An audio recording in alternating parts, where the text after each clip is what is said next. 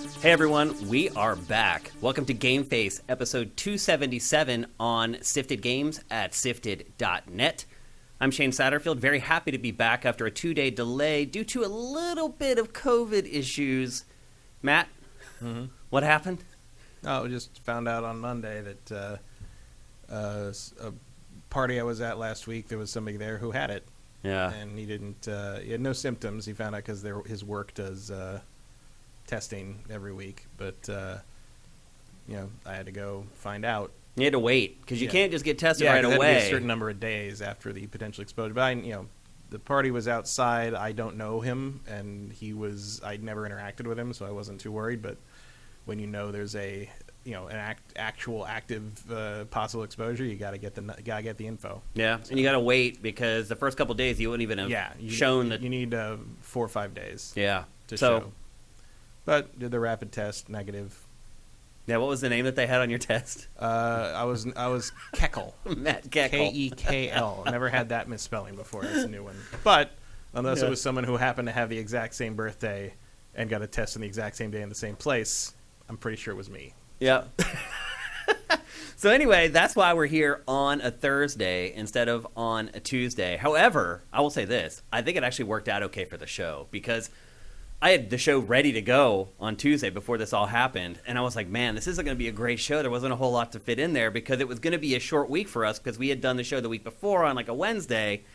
And then Matt tells me this, and I'm like, actually, that might be a blessing in disguise. And as it turns out, it did because I got review code for Forza Horizon 5, which I've been able to play. And now we're able to share it with you because the embargo broke at midnight last night, I think it was. And so now we're able to talk to you about Forza Horizon 5 before the game even comes out. So I think it worked out okay. A couple other things. Last week's show, the audio was terrible. We recently completely wiped our TriCaster, and we were having other issues with like garbled audio. It fixed that, but we've been struggling to get the audio levels correct since then. I've been in here for a long time today, getting all this stuff set up today. I think we have it sorted out. But I want your input in the chat. If the audio does not sound good, if it's clipping, that was the problem we had last week. The levels were too high, and so they would start popping after a while. Let us know in chat if the audio sounds good. But I do think we got it sorted, finally. At least I think we do. Couple housekeeping things. Ask Shane Anything, happening this Saturday, as usual, at noon Pacific, 3 p.m. Eastern.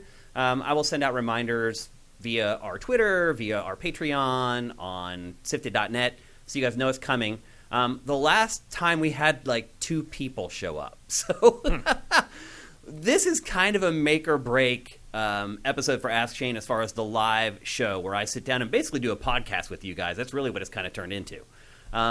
Again, this recording is exclusive for people who pledge $7 or more per month. And it's very odd because so many of you guys pledge at that exact amount, which would make me think that you guys want to be a part of it, but then a lot of you guys don't show up. And I know you're all busy and it's a weekend and blah, blah, blah. I totally get all that stuff. But I'm just saying, if we can't get more than a couple people to show up for the live recordings, we're probably going to go back to do it the old way where I ask for questions from you guys, and then it ends up being this like pre-produced kind of segment. And you guys actually really liked it a lot, but one of the pieces of feedback we get a lot on our Patreon is like, we want more interaction. We want to get to know you and do stuff with you and have Q&As and things like that. And so that's why we changed that Ask Shane to this new format. And it started out great, actually. The first one, I think we had like 10 or whatever, and it's just slowly dwindled over time. So anyway, if you want Ask Shane to keep going the way it is, which is basically a podcast that I record with you guys, you need to show up on Saturday at noon Pacific, 3 p.m. Eastern. There will be posts on our Patreon, and you won't see them unless you are pledging at $7 or more per month. We'll give you like all the call-in info for Zoom and all that kind of stuff. And the recording usually lasts an hour, roughly. I try to cut it off at an hour, but it always ends up running over. But we try to make it last an hour. So if you show up at noon or 3, if you're on the East Coast, you'll be done by 4 or by 1 p.m. So it's not a huge commitment, and I think it's a lot of fun. I really enjoy talking games with you guys, or a bunch of other stuff. We talk film and all kinds of other pop culture-related adjacent stuff. So it'd be great if you guys could get involved. Again, Saturday at noon Pacific, 3 p.m. Eastern. I'm going to do a quick check to see if the audio is better. People are talking about a white noise. White noise. Like a hiss. There's a hiss? Is that what they're saying? Yeah. Not again. Huh. Oh, Lesteved is in our chat, which is awesome. He was here last week. He was a great guest. He got rave reviews from everybody who watched the episode.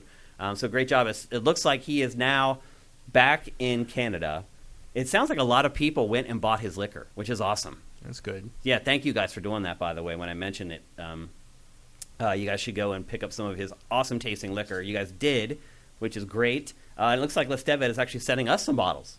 That'd be good. That would be really good. Really good with the holidays coming up. That's a perfect time for that kind of liquor. Good holiday liquor. Absolutely. So really excited about that. Lesteved, good to see that you made it back home to Canada safe and sound, or at least it appears that way. I don't see where people are talking about the audio, though. Scroll up. Because I want to get it right before we get going. It's right there. I hear a hissing noise like white noise. The Big Smoke 82. Liberal Hack says same here. Okay, we're gonna try. We're gonna try to fix this on the fly. I know that's annoying, but like we don't have anyone here to monitor this stuff. Yeah, well, I'm also not sure if the white noise is the hissing. Is it part of the setup? Is it just the mic picking up the fans of things? I mean, it could be the air conditioning because these mics are really sensitive. Mm-hmm. Like I've noticed that like when the fan kicks on our TriCaster, you can hear the fan in the mics. And the PC down there is always on, making the fan noise. I mean, I remember that there was a white noise thing we had trouble tracking down when we were doing it remotely, and it turned out to be that my gaming PC was on. Mm-hmm. That's right. Yeah, that's right. So you're saying Matt's mic is lower than mine. Mm-hmm. Okay, we'll turn it up a little bit. The problem is the hissing is a problem because if you're hearing it now, when we go to publish the final show, a lot of times we have to boost up the audio levels of Matt and I, and the hiss gets really loud. And the hiss gets bigger, yeah. So if you're hearing it now, that's a bad thing. Yeah, because before the hiss was only noticeable really in the recorded version. Yeah. With the boosting. Yep. I don't know. We're going to push it here. Hopefully this stuff doesn't clip. Push it real good. Yeah. But again, just let us know if throughout the course of the show if the audio gets worse. Matt sounds low. I just turned him up a little bit. Lesteved, thank you for subscribing to our channel. Okay, I did turn Matt up. He's louder than me because I am pretty loud. Let's just be honest. You are louder than I am. Yeah, generally. Okay. Except when the arguments start. Yeah, exactly. We're going to just leave it there, and hopefully everything's good. Again, if it starts clipping, that's something that we can't fix in post. So it's really important if you start hearing like a popping sound that you let us know, because you can fix hiss in post. You can't fix if the audio is too loud in post. So if you start hearing any of that stuff, just let us know, and we'll adjust it as normal. But I think we're about ready to rock. I saw a couple people mention in chat that there was a big Elden Ring debut today. Mm-hmm. And it went up at like 8 in the morning when the show had already been, the pre-production for the show was finished. So it's not going to be in the show today. We'll definitely talk in the next one. And maybe the other thing we should discuss is, when do we do the next episode? Because here we are, it's Thursday. Mm-hmm. Do we go back to Tuesday? Because that only gives us a very short period of time. I don't know. Yeah, no, I mean, I think I like Tuesday in part because Thursday is when I go to, preview night, new movies. So that turns into a long day. Yeah. Of driving back and forth across the city. I can see that. Okay. Just stay tuned to our Twitter feed at Sifted Games, and we'll let you know when the next episode is going to go. Probably will be Tuesday. There's a lot of stuff. I am actually waiting for Call of Duty review code. I've never got Call of Duty review code this late. When does that come out? Is that next week? Yeah. Huh. And I keep reaching out to Activision. They're like not replying. Like, I don't know what's going on with it. I don't know. They're too busy moving Blizzard stuff to next year. Could be. I'm not sure. But usually by now I told you, Blizzard's going away. Yeah, I don't know. But usually by now I have Call of Duty review code, and I do not. And then they had with the people, the people that they put in charge like 3 months ago all left. Right. And like Well, I saw the one girl from Blizzard left, like the co-head of the studio. Yeah. And her whole thing was just like, oh, I left because like his new opportunity, and like everyone there is like so dedicated to things and inspired me that I knew that they were in good hands. I'm like, I was inspired by you that I left is certainly a take. But, yeah, interesting.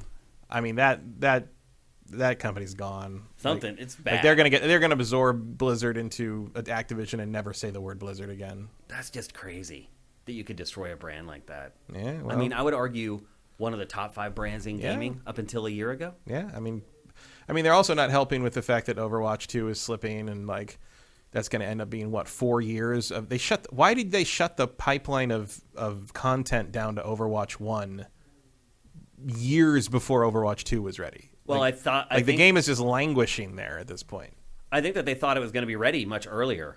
Oh, sure, but now we're looking at 2023 for both of them. I mean, Diablo 4 didn't really have a set thing, but like Overwatch 2, everybody was sort of expecting it sooner rather than later, and it turned out nope. Well, they lost a bunch of team members. Yeah. I mean, they lost their head team member. The figurehead for Overwatch left. Yeah. That's a big deal. I mean, you got to hopefully it's an example. Basically, it's like, hey, yeah, this can have real consequences on the business side, on the quality side, on the personnel side. Like, there's. You mean for like the rest of the industry? Yeah. Everyone else look at that and look at what can better, happen. Nobody's invincible. We better get our ducks lined up. Yeah. Yep. And if something happened in the past, now's a good time to address it. Yeah, looking at you, Riot. Yeah, I mean, if something bad happened in the past, I would not wait. No, to address do it now. I would jump on it. Don't wait for it to get out. Don't wait for Like, I would wait. I mean, now's a good time. Yeah, and I wouldn't have done it like the day after the Blizzard stuff broke. But now you're good. Certainly, moving into the next fiscal year, it's something to say like, oh, this is going to be our initiative, and da da da. You know, not like Facebook with like, oh, lies are about to happen. Like that's not how you get ahead of it. You need to get ahead of it by actually taking action and fixing things. And to be fair, a lot of the stuff that Activision has released as their steps of like these are the new policies and ways you're going to address it are actually pretty good and go a little further than I expected them to. Yeah. But everyone else in the industry should really be taking note that like you don't wait until you get hit, pinned to the wall by nail guns to do something about some this. Sports teams franchises have been kind of caught in that kind of stuff. The Packers, for example, like they let Aaron Rodgers act like he was vaccinated when he wasn't. And now they're starting to find in the NFL is like, well, it wasn't us, it was the team. It's getting dirty. And now I love the weird. It's like, well, he said he was immunized. In fact, I'm like, yeah, those are synonyms, dipshit. Yeah. Like that doesn't mean anything. I mean, he thought he was being clever by using a synonym for it. Of course, he thought he was being clever. But, yeah, he wasn't. He wasn't. But it's So it's not just. He also wasn't being clever by not getting vaccinated, getting COVID without being vaccinated. Like I'm sure he has enough money because you don't know, he could get it bad and he has enough money to get all the stupid the monoclonal antibodies and all the things that like you will not get if you were to get it unvaccinated. That may be not true us overseas, but it's another nice example of like if you're rich, medical care is different in this country. It is. So. And for the foreseeable future, it looks like it's going to be. Unfortunately. Oh yeah. The way things are going right now. Can't imagine why we lost the other day. Yeah. Go figure. Yep. So anyway, I think that's it for the housekeeping. That was a long intro for GameFace. But I think we got everything sorted. Again, if you hear any problems with the audio, let us know. We'll be keeping an eye on the chat. So if there's any issues, please fill us in as soon as you hear it. A liberal hack thank you for gifting subs to all the people in chat. Just another reason to show up and watch GameFace live at twitch.tv/SiftedGames. All right. It's time to get on with the show. We're going to kick things off with undoubtedly the biggest game of the week, although it's not even out yet. And that game is Forza Horizon 5. In the interest of full disclosure, I have played about 10 or 11 hours of the game so far. If you're a patron, early this morning we published the first hour of the game, me playing it with commentary. Some of you guys may have watched that already before you got here to GameFace, and so you may have a slight idea about how I feel about some stuff. But at the same time, Forza and racing games in general it's not a genre where you play it for 10 hours and then at like the 15-hour mark it changes drastically. So I feel like I have a pretty good read. Who knew there was going to be a shooting sequence? Like yeah, nothing like that. And I would say this too, like this game plays it safe. I can't believe the Ferrari died. Spoilers. Well, actually, that's a good way to kick off the discussion on Forza Horizon 5. And I hate to start with, because first of all, I love the game. But I hate to start off with something that's a criticism. And I'm worried about this, Matt, because this studio is working on the new Fable. And so I was hoping that the storytelling and the plot and the cinematics and stuff in this might be at least a little bit better than Forza Horizon 4. And, okay, maybe they are a little bit better, but they're still not good. Yeah, I mean, my guess on that would be more that they moved the people who were good at that to the Fable project. Or they hired people who were good at that, who had not been there previously. Probably a little bit of both. But, like, yeah, I mean, Forza doesn't need it. Like, it would be nice if it wasn't quite so embarrassing. Yeah, I mean, it is still embarrassing. But it still sells, you know. And we're going to talk about a game. I don't think about it. You know, the only thing, I can remember, you know, I replayed Forza Horizon 1 a few years ago when I got the Xbox One X. And it was a lot of fun. Forza Horizon 1 might still be my favorite one in the series. I haven't played 5 yet.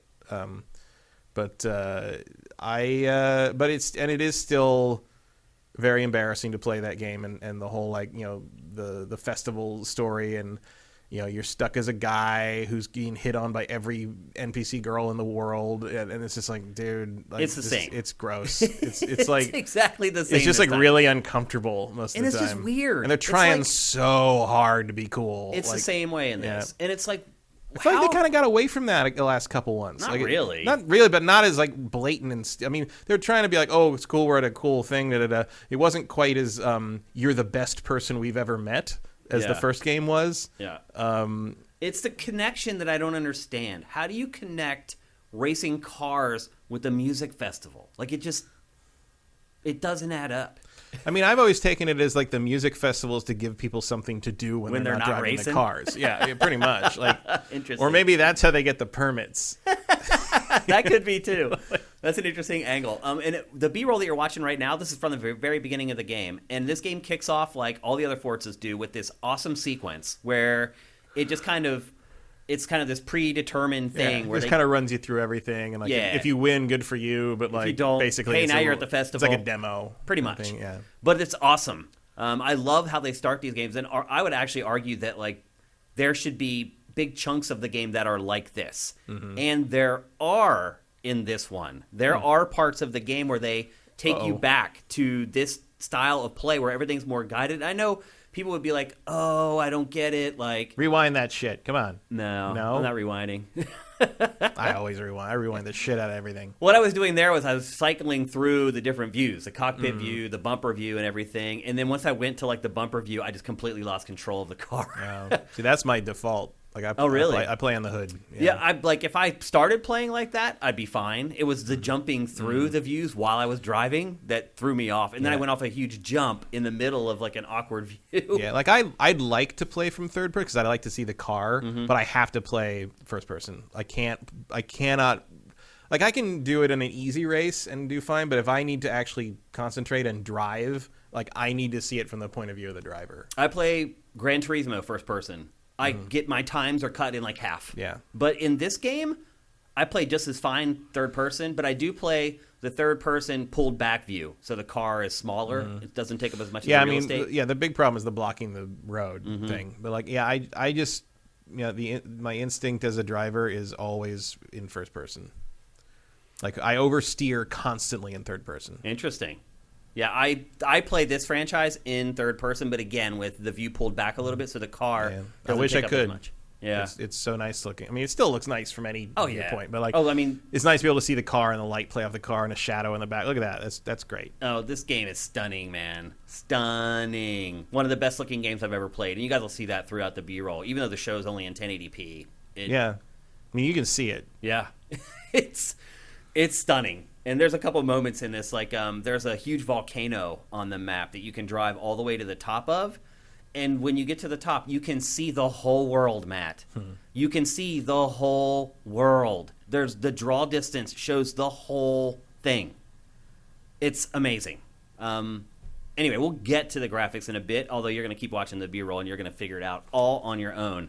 I think my overarching opinion on this is that it is maybe a little too similar to the last game, but I feel like that's also kind of a compliment to the last game. Yeah, part of the appeal is that you know what you're getting. Yep. A lot of the elements... I don't need the brownie, the next second brownie, to be better than the first brownie. I just need another brownie. I mean, that is a testament to Forza Horizon 4 because they really stuck with that game and added a bunch of really good, relevant stuff after launch that they've ended up including for the day one version of 5. Yeah, especially with like... I felt Forza Horizon 4 kind of turned things around a little bit for me because I was really left pretty cold by 3. Not that I thought it was bad. Yeah. It just... it's the least memorable one. It was the least progressive, I would argue. Yeah. Of all of them. Yeah. It felt like it kind of settled into a groove there, and I was with you. I was like, this is great, but it feels like it's settling into a groove a little bit.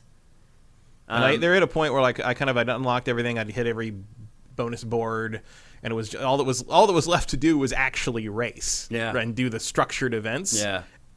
And I just didn't want to. Yeah. And that did not happen in 4. Yeah. So. Well, these games are also so huge. Like there's a little bit of choice paralysis. It can be a little intimidating at times when you stare at when the map really starts to crack open and you look and there's like 85 events on the map. One of the nice things, and I don't know if there's maybe something like, I guess there's sort of something like that in some of these, especially if you're a part of a car club, because that can give you sort of objectives sort of like organically every week. Yep. But like I did like that Forza, the main series, did kind of break things up into sort of like, oh, you want to like deal with this kind of car, like we'll just kind of send you through these events. It would kind of guide you, through the events of things, and you'd kind of, you wouldn't have to make as many choices. You just kind of like, it was almost like playlists, Yeah, that stuff's in here too, though. Yeah.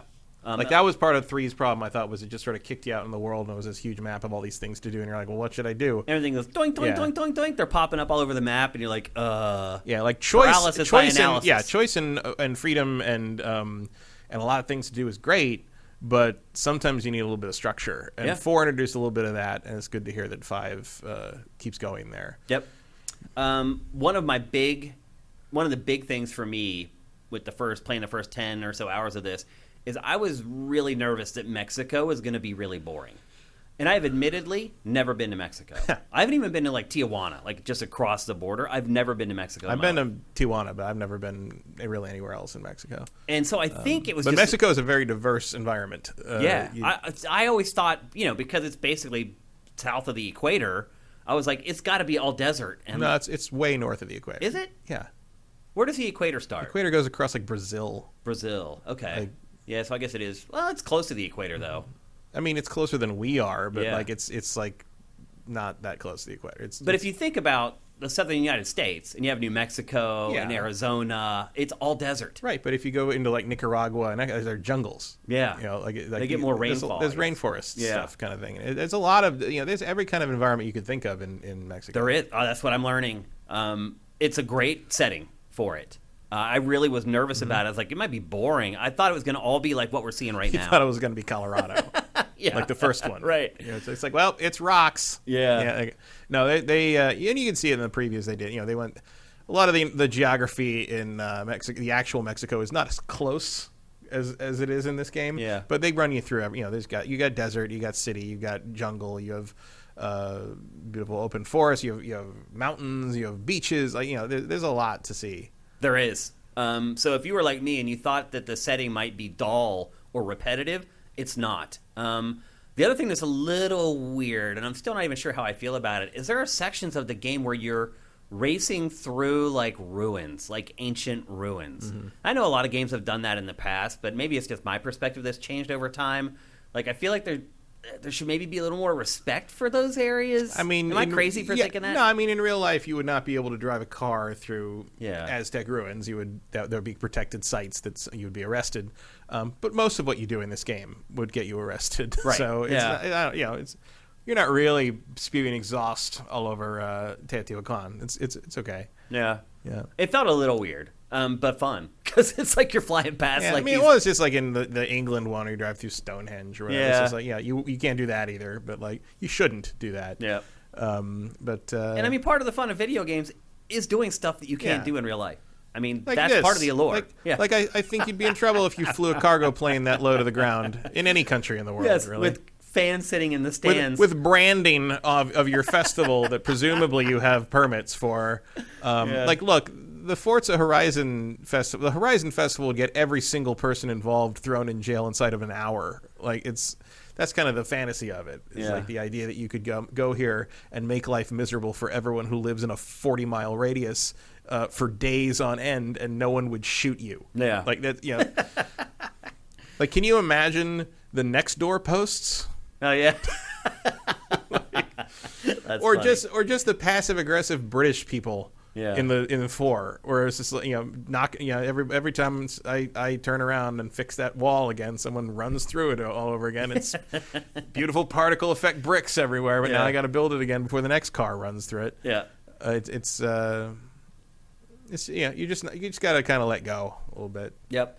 So as I mentioned earlier, there's a point in the world. First of all, the world, Mexico is, I don't think it's twice as big as 4, but it's like 30 or 40% larger than any other Forza Horizon game before. For that matter, where are all the climate change protesters? Yeah. When you go in electric, Horizon? Yeah. So the world is huge, and like I said, you can drive to the top of this volcano and see the whole thing on screen at once. Frame rate never dips. It has different settings. You can go the performance setting or you can go the quality setting. Both of them rock solid frame rates, never falter. Technically, artistically, for a driving game, it'll be interesting. I'm honestly really excited to check out the new Gran Turismo. See if it can top it.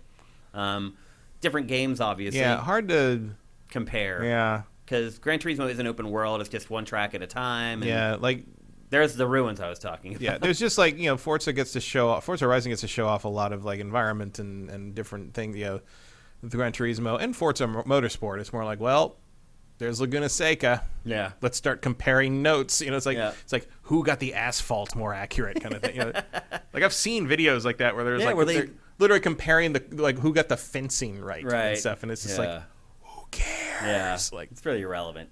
The game has over 500 vehicles, which sounds like a huge number, but it's pretty close to what was in 4. And yeah, you're pretty much hitting the points. Like all the vehicles, they're all there. All the vehicles Yeah. are in this game. It's the law of diminishing returns. They've even got Porsche at this point. So They do, yep. which are the big holdouts usually. And they put it at the beginning of a Porsche at the beginning to be so like, look, we got it. Yeah. Porsche really loosened up recently. Like they used Why to be did it take them so long? because they were very paranoid about licensing. They're very picky about licensing their brand out. In part because like for a long time they wouldn't license stuff out to Transformers. Because they don't want to be involved in war toys, because they don't want anyone to remember that they made stuff for Hitler. Right. Yeah, I forgot about that. And for a long, and the other thing, Volkswagen owns Porsche, but like one of the things, when Volkswagen started licensing, the Volkswagen Beetle and stuff for Transformers things, people were like, oh, now Porsche, we're going to be able to have a Jazz and a Cliff Jumper because the Porsche, like, no, Porsche has full autonomy over what they license. Wow. What they do with their license. Like Volkswagen, their parent company, cannot tell them what to do with the Porsche licensing. So like that was part of the deal with the acquisition. So the fact that they've suddenly turned around and there's a Porsche main character in the next Transformers movie, they're in all these, because for a long time they had an exclusive deal with EA. Yeah. It was the only way to play a Porsche in a racing game was to get Need for Speed. Need for Speed. Yeah. And that's that that's Need not for very Speed nice. Reboot was basically all Porsche. Yeah, that's true. And that goes way back, all the way back to that expansion for, I think it was 4 back in the 90s, which was Porsche Unleashed, which is really, really good on PC, I might add. You can mod the hell out of that. So yeah, it's nice to see Porsche back ready to play. And they've had like, special, I think Forza used to get around it by doing like, aftermarket, like, modified Porsches that were not called, they named them after the modifier instead of so they weren't Porsches. They were like a X53 kind of, it's like that sort of thing. So they got around that, but like it's nice to see them officially back in. And I think they were in the last couple too, but it's just we just lived through that whole Porsche drought in racing games outside of a couple of licenses, and it's nice to see them finally Figuring up and it being out. like, hey, let's be honest. there's money on the table. What are you doing? Get over here. Yeah, they can promote your cars. Yeah, like let me drive a 911. It made no sense. Stingy bastards. But as Matt said, it basically has all the vehicles. And Yeah. every racing game now pretty much has all the vehicles. There's really no advantage or disadvantage. Some games may pay to have cars exclusively, maybe. That could become a thing. Here and there, but like generally you're going to, maybe you won't have the minivan you had in 1993 available, but like generally anything that's on the market right now you're going to be able to get in some form. Yeah. Any vehicle that's worth driving, that you'd be interested in driving, is in this game, basically. Yeah. And some that you've never heard of. Yeah, and Mustangs. Yeah. Yeah. Yeah, I'm making a distinction between that and something you'd want to drive. Some people love Mustangs. Yeah, well, I don't. Some people love a lot of things.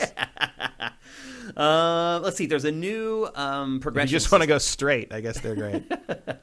You're right. They're good at that and not much else. I rented back when those were first coming out. Like, I've rented a bunch of those just to see. Like I have never been less impressed by a moderately expensive car than when I rented a Mustang, when I rented a Dodge Challenger. Oh, really? The Dodge, you remember, that revamp of the Hemi yeah. and stuff? Like, the power is definitely there, but the car is not built to handle the power, and it was like looking at a tank. Like, it was like the windshield is really so small. narrow, it was like looking at a slot. Like, I was expecting to have a gunner somewhere or something.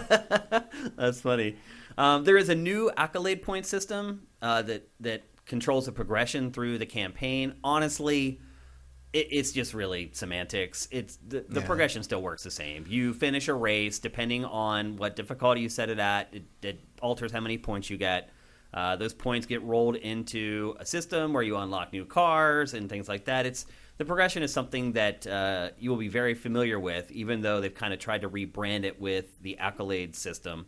As I mentioned earlier, there are parts of the game that are like the opening, and they're called expeditions. And it's the same deal. Like, the game just kind of takes over and will just automatically switch you between cars. They'll throw crazy sort of environmental things at you. Like you saw earlier, there was the big sandstorm that you had to drive into. Then in that mission, you had to drive into the sandstorm and then find this monument, this old ancient piece of stone, and take a photo with it. So there's Catch Furiosa. Yeah. So there's like photo challenges in it. I don't remember those from 4. Were they in there? Maybe. I can't remember. I don't I don't remember anything that high scale. Yeah. I love it, though. I love that they've moved the expeditions. Are there still barn finds? Yeah, there are. That is always another thing I've always been, because I like that. I like the the hide and seek sort of element of finding them. It can be annoying at times. It can be, but there's also the element of like, so you just broke into someone's barn and took their car? Like that. Like, that's what you just did there, right? Yeah. Like, what? There's actually a twist on the barn finds in this. You can take your cars and hide them in barns for other people to find, which is kind of cool. That's fun. Like, dude, I'm not going to use most of the cars in this game. Right, ever. you get way more cars than you would ever need. And the other thing, too, is I started this game. You saw the livery that I had there. It's huge. Starting the game, there was like 50 cars I had to choose from. Now, I will say this. Microsoft sent me like the deluxe version of the game or something. I don't know how many of those cars were part of that special version that they sent me. Probably a fair number. They put a fair chunk in the deluxe stuff. Yeah, so don't like look at that footage and be like, that's what I should expect on day one. You're probably gonna have less unless you. Yeah, although generally the these games are pretty generous with the car drops. Like they, the wheel spins alone will just throw cars at you like you wouldn't believe. Yep, and wheel spins are back in this as well, which is basically a slot machine, Vegas style thing that spins, and sometimes you get accolade points, sometimes you get cars. I always appreciate the cars more than the accolade points. Even though sometimes the cars are worth less, but it feels better when you get a car for some reason. It is weird. Some weird psychology to it. But I love the expeditions. I love that they've put that more like handheld experience into the rest of the campaign. I wouldn't mind if it was even more prevalent and if it became like 50% of the objectives that you end up doing. It'd be interesting to see like a DLC that really explored that. Yeah. That's a great idea, actually. That's a good way to do it without pissing off like hardcore fans. But I'm telling you, like, the more people play the expeditions in this, they're going to want more of them, just like I do, because they're just fun and it's just constantly changing and switching things on the fly. It's like taking on a bunch of missions at once without having to like go to the map and drive to this other location, make sure you have the right car, do that race, then go back to the map, drive to another location. It's like it's just doing it for you at a breakneck speed. I love it. I think it's great, and I hope more of it comes in Forza Horizon 6 whenever that comes along. The Horizon Arcade has replaced the hourly Forza-thon events. Do you remember those, Matt? Yeah, I remember those. Like where you'd have to like show up at a very specific time and meet with all these people. Mostly it was just like, will you leave me alone? It became annoying after a while. They would spam you with it, yeah. They've changed it. They're wackier than they were before. Like, there's some where, like, there's stuff, like, falling from the sky, and it seems like they've decided that, like, okay, we want to have some fun with this game, but some of the stuff seems a little out of place with the rest of the game, and I feel like they've taken all that content and kind of quarantined it in with the Horizon Arcade. But again, they're cooperative events that you play with a bunch of other people. You have to show up at a very specific time for the event to trigger, to become a part of the event. I ended up, after I played the game for review, I hardly played them because it was just annoying to have to go to those very specific points and make sure you made it there on time and et cetera, et cetera. It's a cool idea, and it's basically completely optional, which is good. But they're not a big hook for me as far as what compels me to keep playing Forza Horizon. like I said, the plot-related cinematics and the story just still miss the mark. Do you think Forza will ever change from this setup that it's had? Maybe after Fable comes out and the studio's a little more versed at telling a good story? Or no? They need to. I don't think they need to. They're a flagship franchise at this point. Yeah. Would it be nice to? I mean, but also, like, I don't want more story in it. You know, if anything, I don't want the story to get better. I want the story to go away. You know, like I hear that. Like, I don't need. Can you think of a good story in a racing game ever? I mean, EA's tried it a bunch of times. They've all been terrible.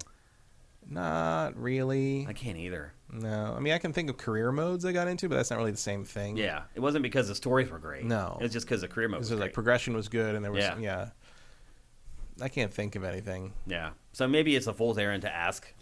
Turn 10 to even. Like, I think generally the idea where it's like, you know, Horizon pretty much just there's cutscenes at the beginning to sort of onboard you into the premise, and periodically that's about it. You know, you get little dialogue snippets for different races as they onboard you, and then like you get snippets for like introducing new concepts or the barn find. Usually there's like a mechanic guy who you send the barn finds to or whatever. It's pretty unobtrusive most of the time. It's just like I can't think of a better idea than like there's a big music festival that happens to draw a bunch of people with exotic cars that drive around like maniacs for a week for this thing. But like, I don't know, like it does feel like weirdly unexamined, I guess. Yeah, like, I mean I could think of things to do. You could just focus on the person coming to this town, meeting like the race organizers. Yeah. You know what I want? I want one where they come to town and you play a local that infiltrates it and brings it down. Like exactly. You could find angles to make it interesting. Yeah, because this has to be some kind of criminal syndicate, right? Right. You can't just go take over Mexico. Places, take over Mexico, and steal everyone's cars while keeping them in their houses for a week. Like that wouldn't fly. Now there is a shot in. Where did they get a fucking C-17 with their own branding on it? Like that. There's some shit going down. Well, here. there is a shot at the beginning of the game where this girl shows up and she has one of those huge cargo planes, and the cars are being offloaded from the cargo plane down onto the tarmac. We're seeing it right now. Yeah, and it's like, wait a minute, where is this girl getting all these cars? Like, there's stuff you can do for sure. Yeah. Like, it's possible. It's like just, this is a front for something. Also, like, just like the amount of money you would need to participate in this thing. Like, there's a fire festival vibe here. Yeah, there is. That like. It would be really fun, and not just because we're seeing the volcano right now. No, but it's just like, something's up. Yeah. Like in real life, you would not be rooting for any of these people. There's some weird stuff happening. There is. And I know it's supposed to be just like a fantasy. What if we could do this without any kind of environmental impact or social consequences? But like, part of me just wants to see like Forza Horizon Dark Side kind of thing. Like, I mean, look, you can find an angle to make a good story. I'm sure there's a very long fan fiction about that somewhere. I mean, there's lots of great films about drivers. Oh, yeah. I mean, it can be done. Oh, yeah, there's a lot of great driving movies. Right. That's what I'm saying. But the problem is that, like, you know, I don't know how you make me care about a character in a game like this when I really just want to drive. Right. You know, I guess you could do sort of a Grand Theft Auto thing and just have conversations while you're driving. But also that would require you to make my player character a character. Yeah. It could add some heft to the game, though, to the importance of each race. I just think it's probably not worth messing with the formula too much. Again, that could be an interesting DLC at some point. True. But more lucrative DLC would just be to do Hot Wheels again.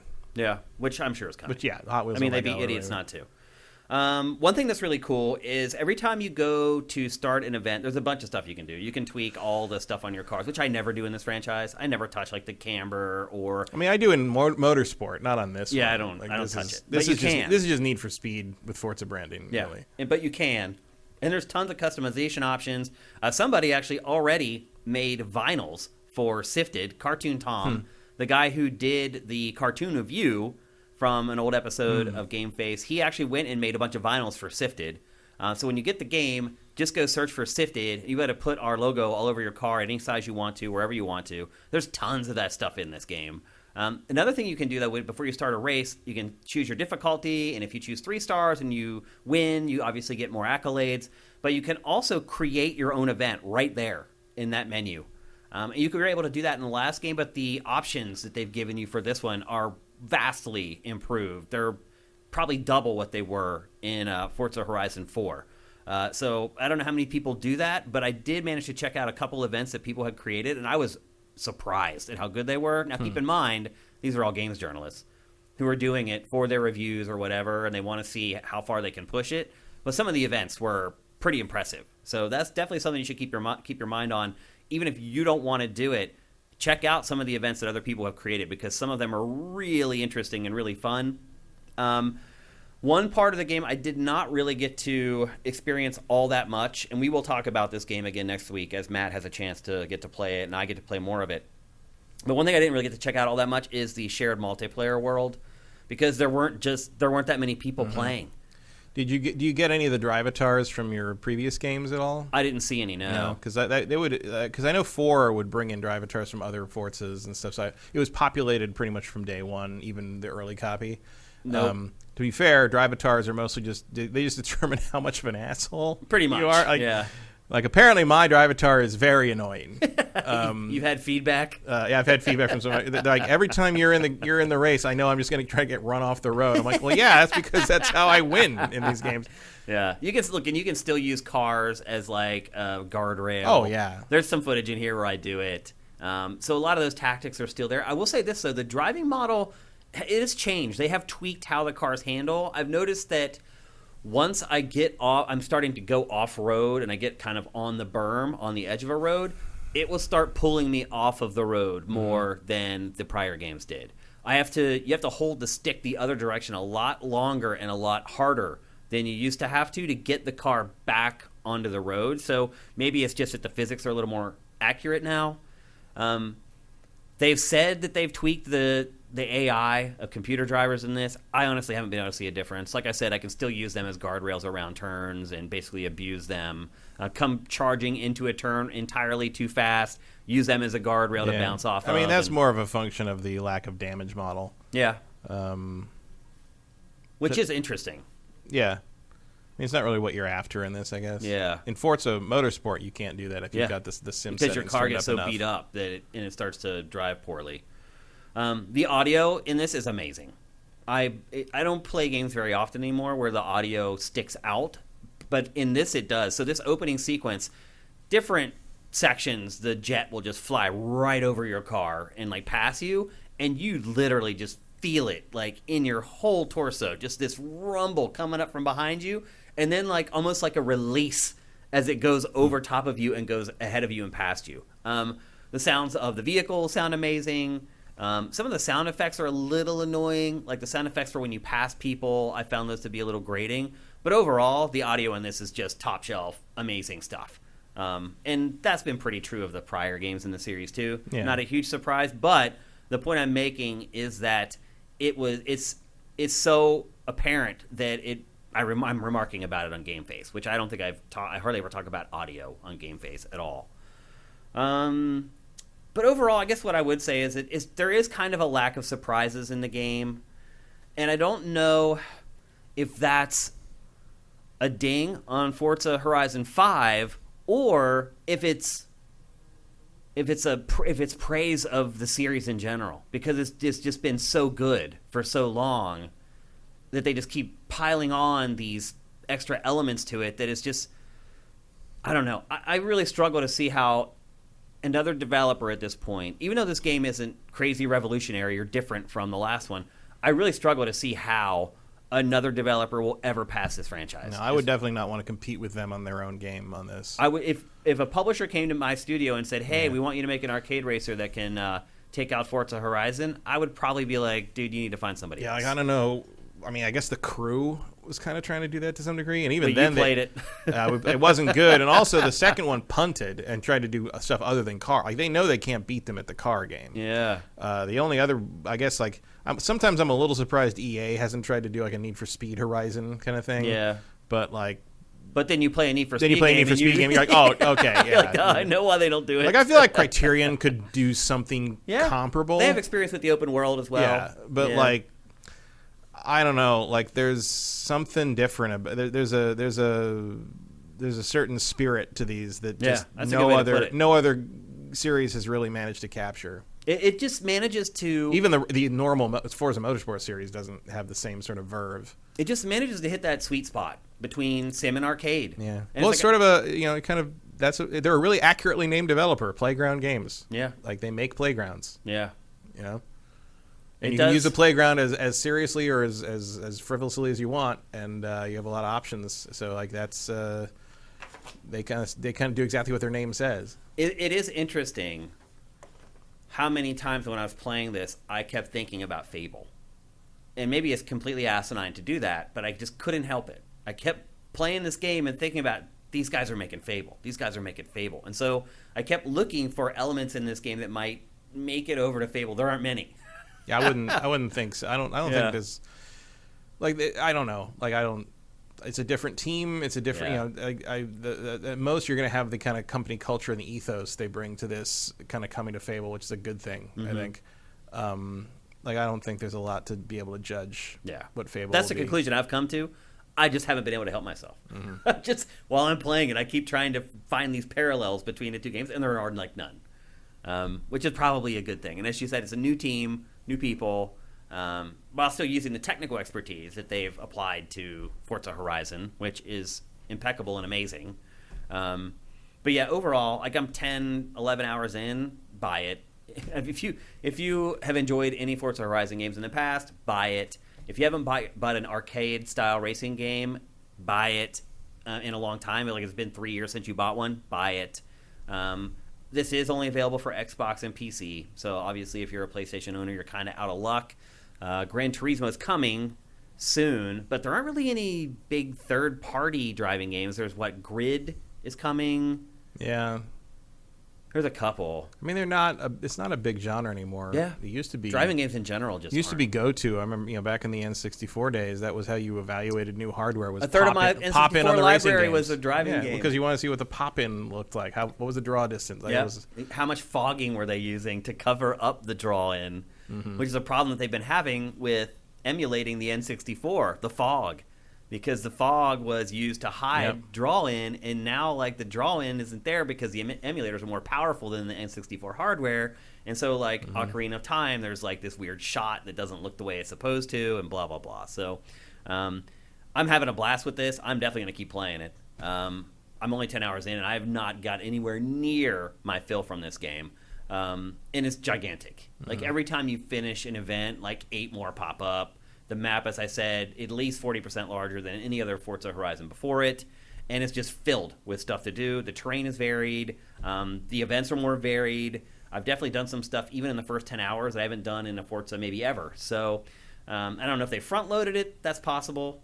But after you're 3 hours in, it's all cracked open. The first few hours are pretty curated, pretty controlled. And then it's just boom, the open world just scatters with all this stuff. And they don't have control of me anymore after that. And I started discovering new stuff that I'd never seen before. Tweaks to things like the barn finds that I talked about. You can hide your cars in barns so people can find them. There's all kinds of cool, clever little stuff like that. But all in all, it is still a very similar experience, albeit one that if you've ever played a Forza Horizon, you know it's awesome.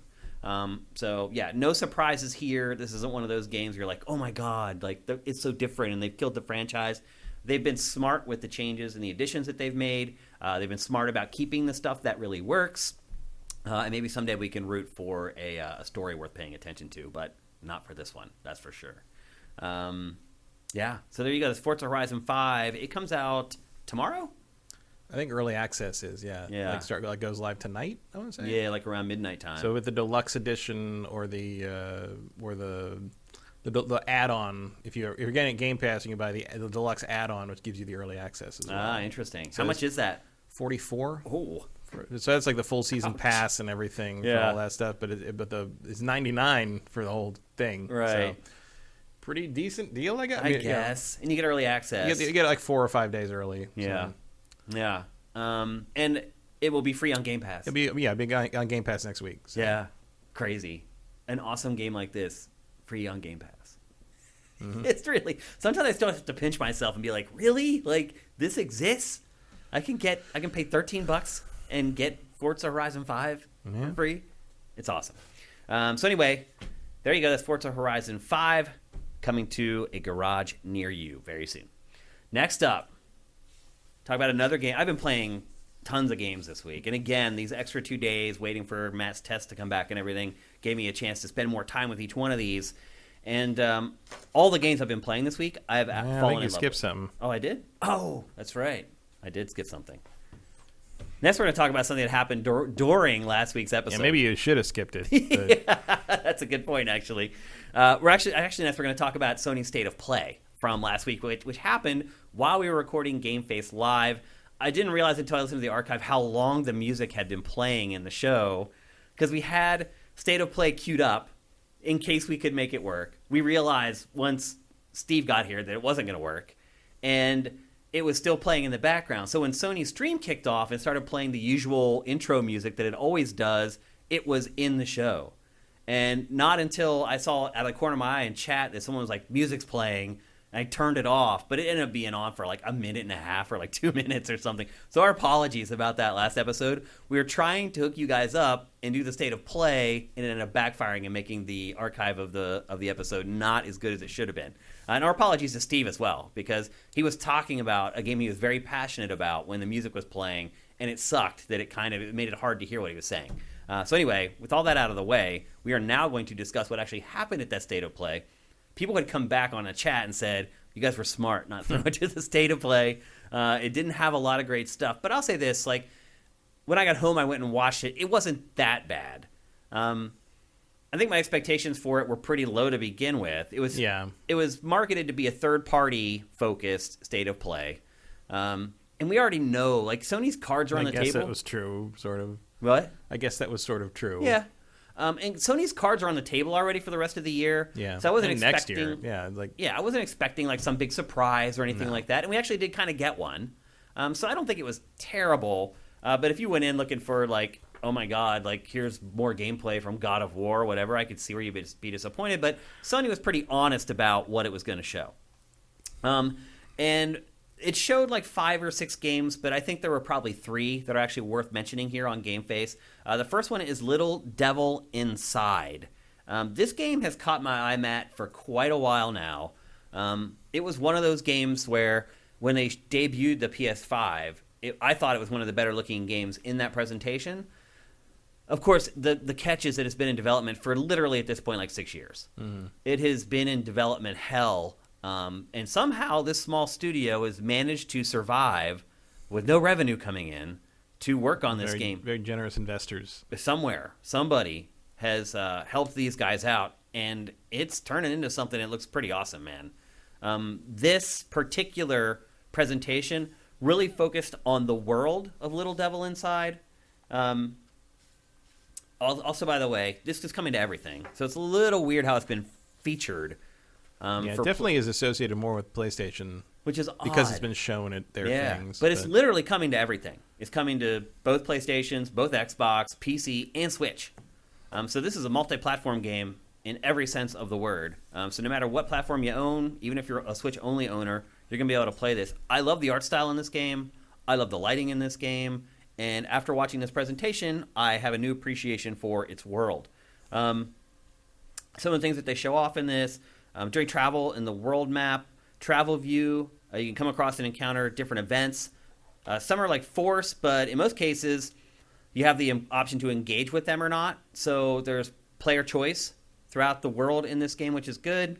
Some are just like simple interactions. They can be performed while remaining in the world map view. You don't even have to like zoom down in. Like clearing roadblocks or refueling your vehicle at a gas station. Mm-hmm. But then there are some other times where you can actually zoom on in down into the full real-time action gameplay level, where you can actually partake in combat and other things like that, or attend to Billy's needs. He's the lead character in the game, and complete missions. So it's a pretty interesting way that they're handling. Like here, they're showing it to you basically, like, oh, there's sheep on the road. You don't have to zoom in and take control of the vehicle to do something to get the sheep out of the way. You can do that at the kind of the zoomed out view.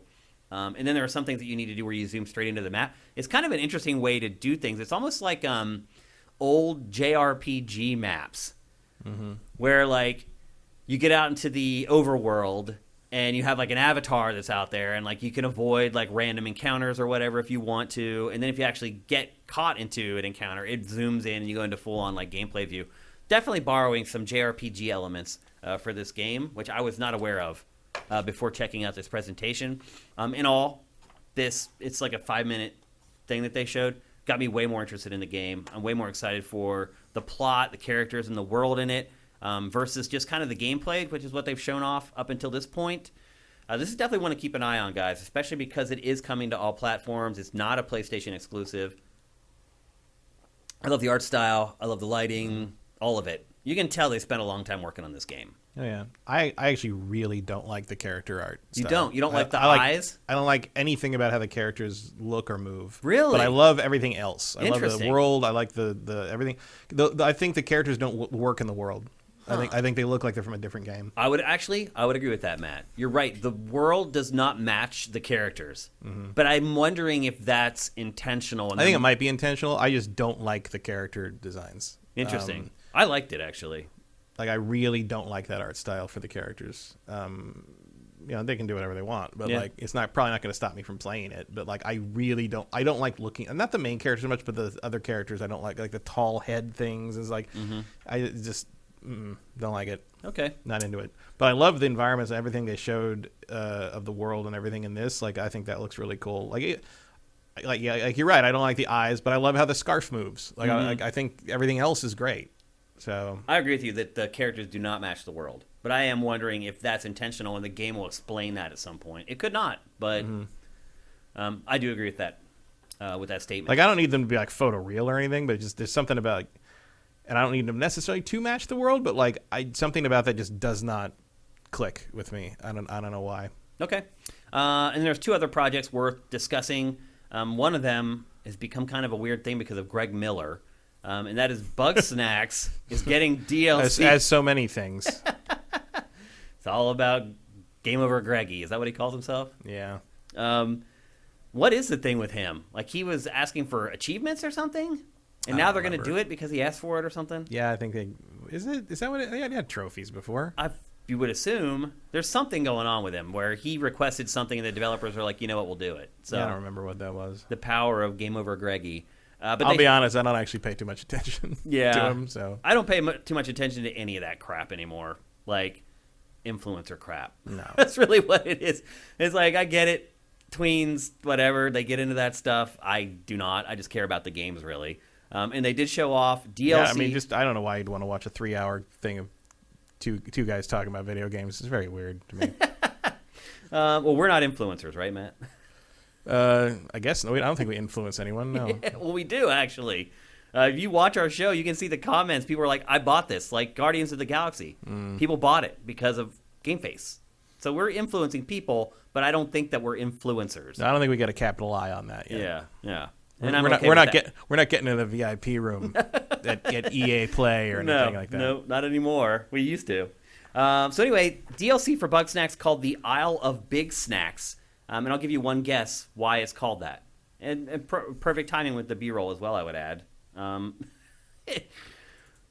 Everything's big in this DLC. All the bugs in the snacks, the bug snacks, are much larger than they were in the base game. And I don't know if they're all bosses or not. I don't know.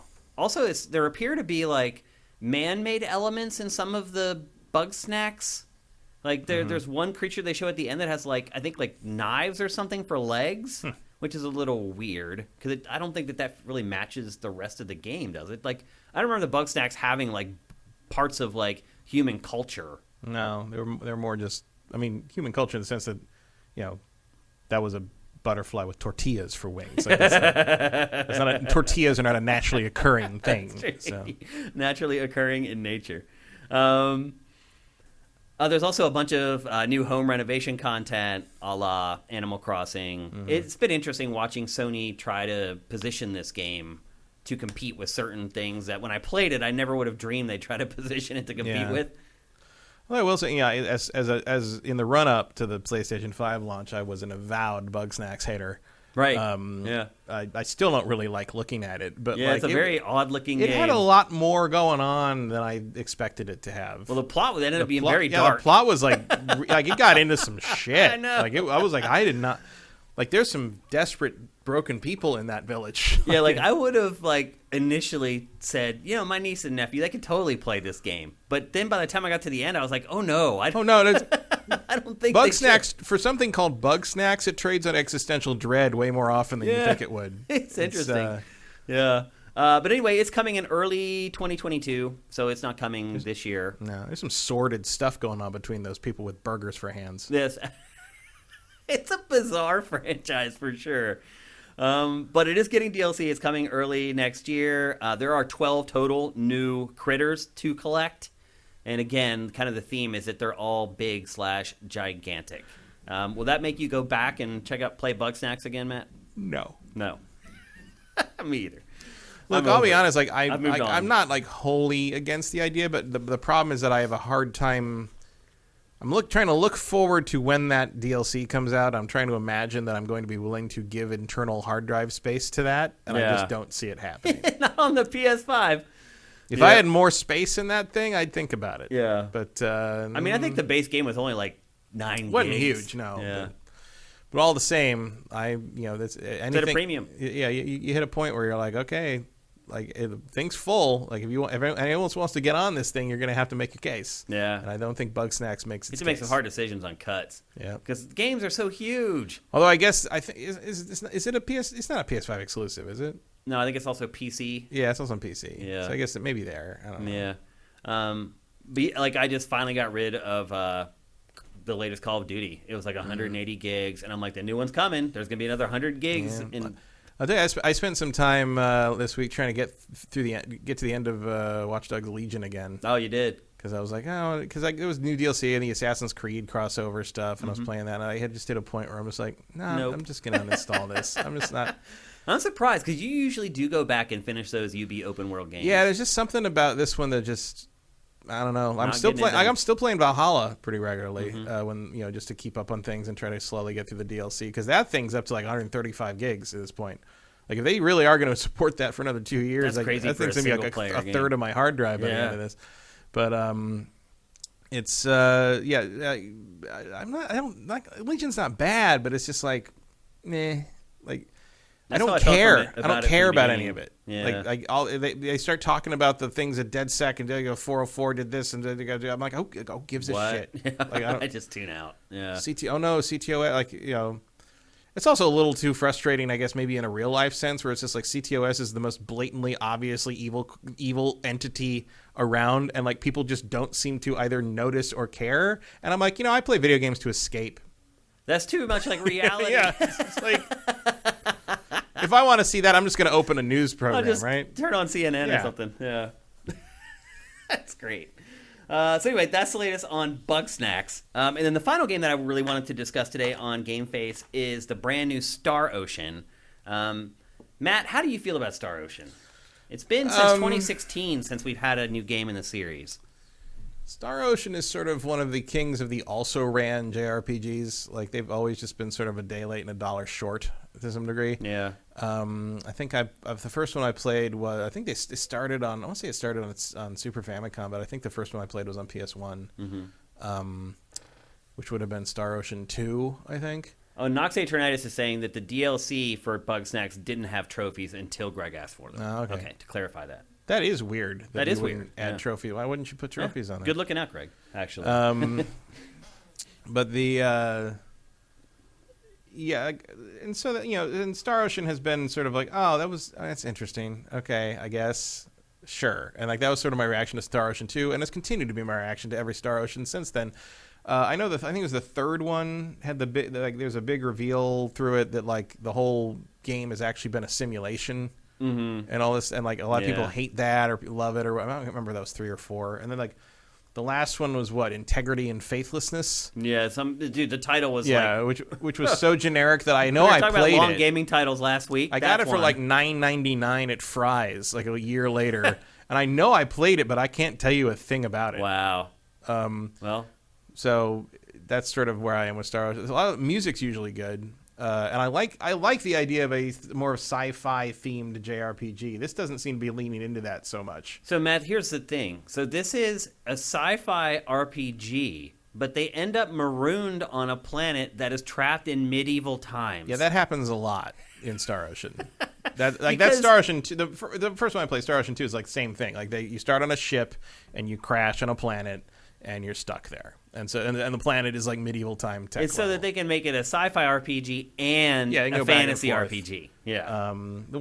convenient, but it works. And some of them have leaned much harder into the sci-fi angle. Yeah. You know, but, yeah, for sure. Particularly the one starring Edge Maverick, which is one of the most try-hard names for a video game protagonist I've ever heard. Like that's hero protagonist level. That's like throwing the fridge magnets up. That's a question. They're doing a TV adaptation, I think, of Snow Crash, whose main character is a guy named Hero Protagonist, and I'm like, so you're gonna name him something different, or you're just gonna say that out loud on television in the year of our Lord 2022 that his name is Mr. Protagonist? Yeah. Or are you gonna call him like Mr. Protagonist or something like that? You're gonna like pronounce it weird? Like I don't know. I've been thinking about that for some reason. Dude, let's just look at that footage right there. That is some goofy ass stuff right there. I'm gonna rewind it real quick on the TriCaster. What? So flying, everyone has a jetpack in this. Yeah, it's a big thing. But apparently they don't want to render the jetpack all the time. But now watch this. So. Watch when he after he jumps here. Now watch how he just starts to like float to the one. Oh, I lost it somehow. There's one shot where he's like floating like sideways, and it's like they just pathed him like sideways and didn't adjust the animation or anything for it. Mm-hmm. Like, it seems to me, if this is a big new feature in your brand new fancy RPG, in your debut trailer, you would get that part nailed before you ran the footage in the first trailer for it. Sure. Are you new to Square Enix? Have you been here before? Yeah. Oh, by the way, it's called Star Ocean: The Divine Force. We didn't even mention Sure, that. why not? Yeah. It's coming in 2022. This looks like a low-budget, also-ran competition to the new Tales game. To me, or it looks like it's like mixing like Dragon Ball in with Star Ocean, like the flying and all that kind of stuff. I just like you're talking about like high budget JRPGs that are not Final Fantasy or Dragon Quest. Like I feel like pretty much everyone probably only has room for one of those in their life. Yeah, and so far it looks like Tales of Arise was the right call.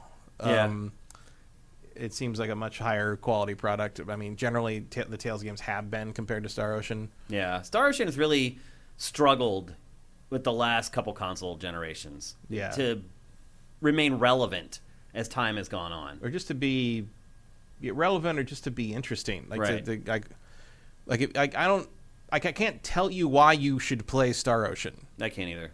Like, even as like, oh, if you like whatever, maybe you'll like Star. I can't think of what that is. Not because I think everything in Star Ocean is bad, but because I don't really remember anything about Star Ocean games. Yeah. Like, they're just sort of, there are games I played, and there are hours I will never get back, and it's not like I regret them fully, but I also don't have much memory of them. Yeah. Like, they're just sort of, it was better than staring at a wall. Here's the official... Slap that on the back of the box. Here's the official synopsis from Square Enix. Featuring a story that blends fantasy and sci-fi settings, a plethora of different playable characters and side stories, and a unique battle system that allows for thrilling fights using simple and instinctive controls. That's their boilerplate. That is a really weird match cut there. Yeah. Where it cuts from that one guy to the girl and they're in the same position. Right. Like, that's a very strange editing choice. It's like a jump cut, basically. Yeah. There are 2 playable characters in the game. But I don't know if you switch between them or if you choose one and you stick with it for the whole... No. They don't explain it really. In the past, I believe you picked one. Yeah. I don't remember the other one was an actual character in the game after that. But okay. Who knows? I'll say this: the real-time combat looks pretty good. Yeah. But like, I think Tales of Arise is the bar for that at this point. Well, either Tales of Arise or the Final Fantasy remake, whether you know what good combat is or not. And I have a hard time believing this is going to match either of them. So it's probably a safe bet. I would say, Kyle. And then as for the rest of this, it just hasn't before. Like Star Ocean is a C-lister as far as I can determine, as far as I can remember. Yeah, it is slated to come out next year, and it's coming to everything: PS4, PS5, PC, and both Xboxes. No Switch for that one though, unless they want to go the cloud route. But it's coming to everything, and it's sometime next year. They didn't give us even a quarter or a month or anything like that. There are fans of this franchise still out there, believe it or not. I'm not one of them, but there are people out there who like it. It's nothing so mediocre that someone on the internet doesn't love it. That's true. That's a good point. And then for the rest of the state of play, there's a couple things worth mentioning. Five Nights at Freddy's Security Breach, which I will say is a huge step up from the prior Five Nights at Freddy's games. It appears that guy has finally taken the gobs and gobs of money that he's made, and hired some talented people. Well, I don't think he's the one doing it anymore. Oh, he doesn't. As far as I know, he kind of sold it off or stepped back from it. I think he's just licensing. I don't blame him. I would have done it too. He made his money. And then some. And will continue to make his money. And will continue to. Not bad for a game made out of spite. Yeah. Well, that guy had made, hundreds of games? He made a bunch of, Christian games, like Match the Beavers to please Jesus or whatever. And, he was getting upset that, it was right around the time that streaming was starting to take off and people were, getting, PewDiePie was taking off by, screaming at horror games. You really don't hear about PewDiePie anymore. I'm fine with that. I know, but I haven't heard anything about him for, over a year. Good. Isn't that weird, though? He's a dick. Yeah, but I'm saying, we heard about him continually for years. Yeah, well, he hasn't done anything new, really. I mean, has he just not been a jerk? Is that what... He might have learned to keep his mouth shut, yeah. I think maybe that's what happened. He finally figured it out. Imagine that. Yeah. That's right, he can be taught. But, it's right around the time all that was starting to blow up, and I guess that guy, the Finance Freddy guy, was, mad that, he was...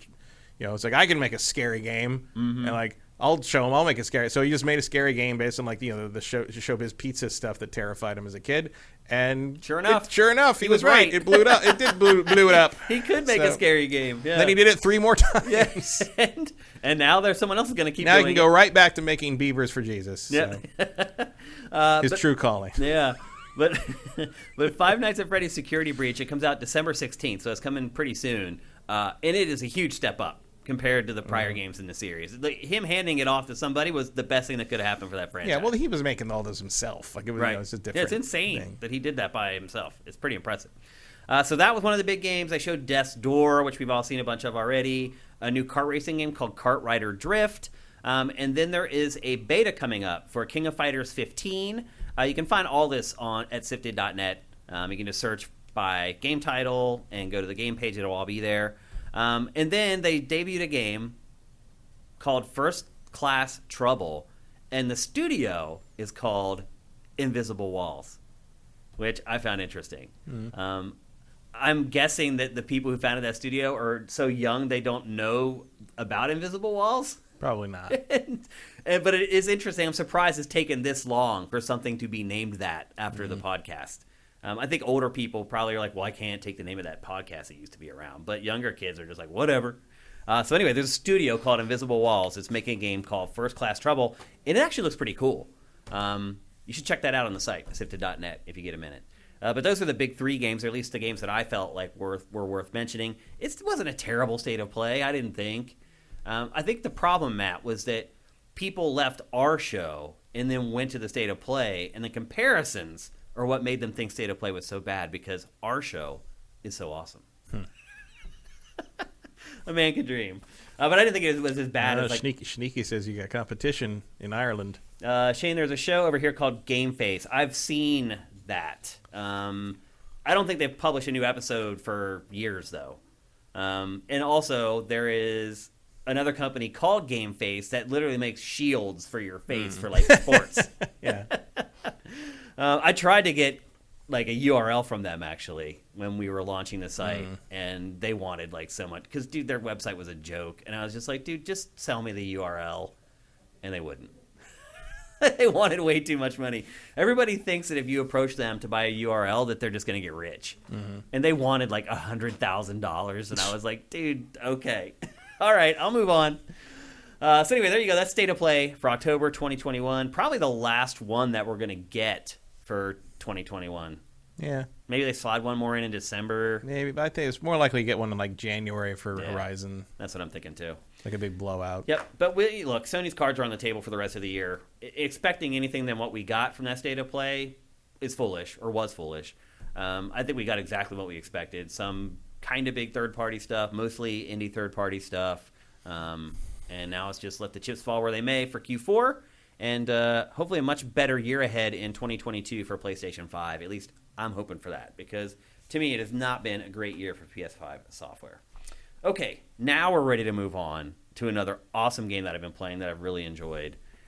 And it is called Age of Empires 4. Now, I will just say right off the bat, if there is one genre that I am least qualified to evaluate, it's real-time strategy.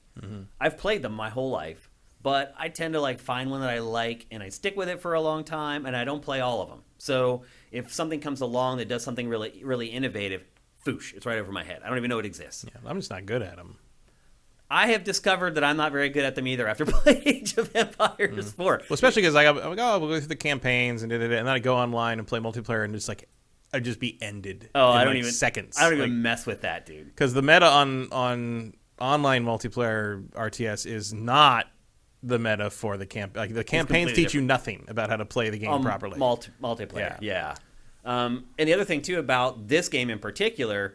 And some people may not like this, but it stays very close to Age of Empires 2. Yeah. Which I have played a ton of, and most people have. Because it's probably the favorite, I think. It might be the best RTS ever made, honestly. It's up close. There. It's up there, but like I would put a couple above it. So. What would your picks be? I like Rise of Nations very, very much. I can understand that. And I would also, I mean, it's not quite the same thing, but I love the Dawn of War games.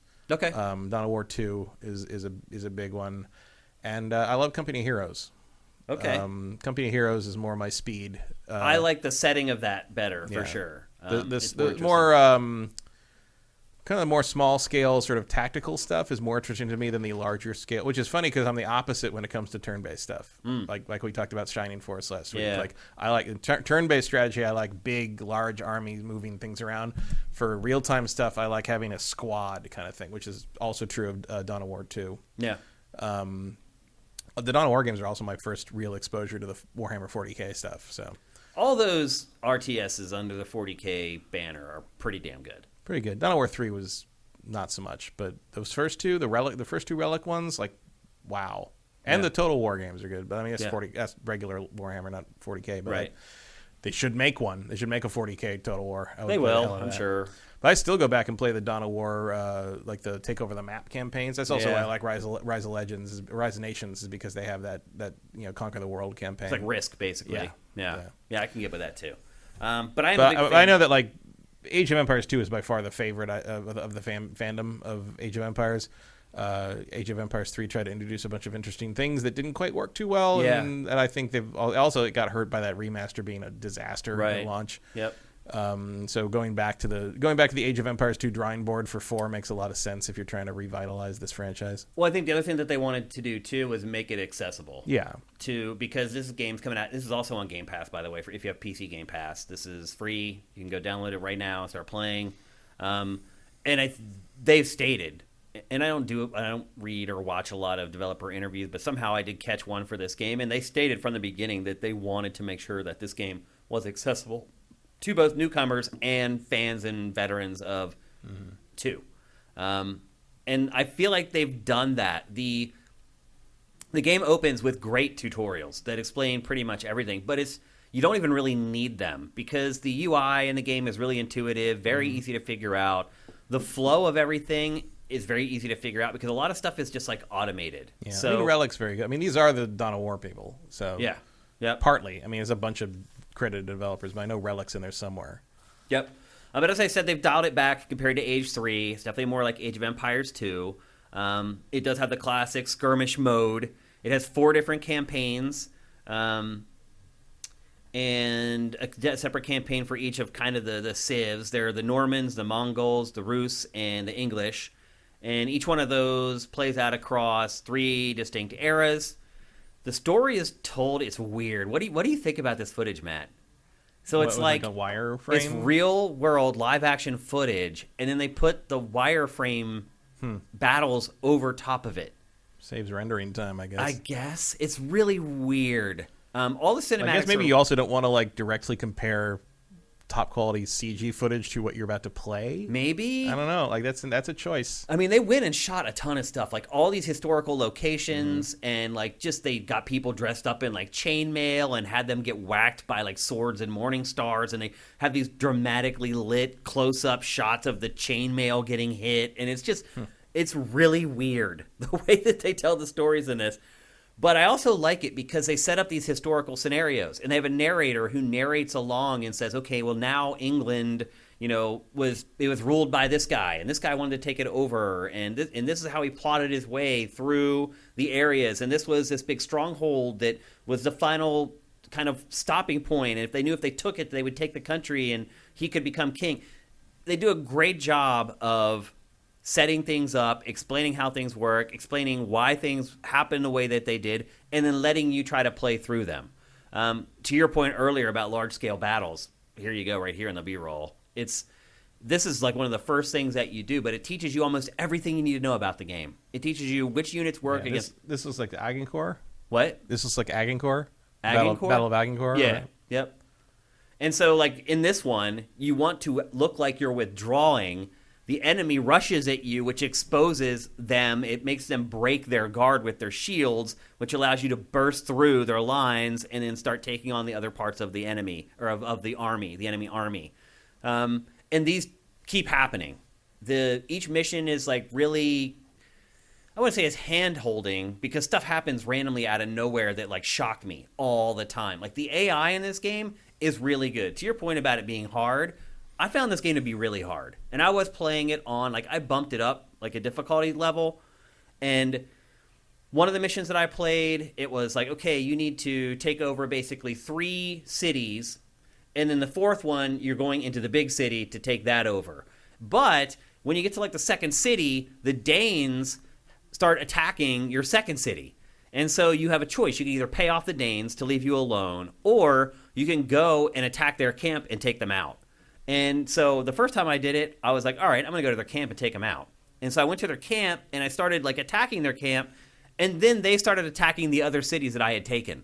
And I had to very quickly, like, start sending guys back to these other camps. Like, you have to make sure that you're literally, that's where this phrase comes from, covering all your bases in this game. Because if you don't, and you leave one of your territories unprotected, the AI will swoop right in and take it out. And take out, like, your most important buildings, like, immediately.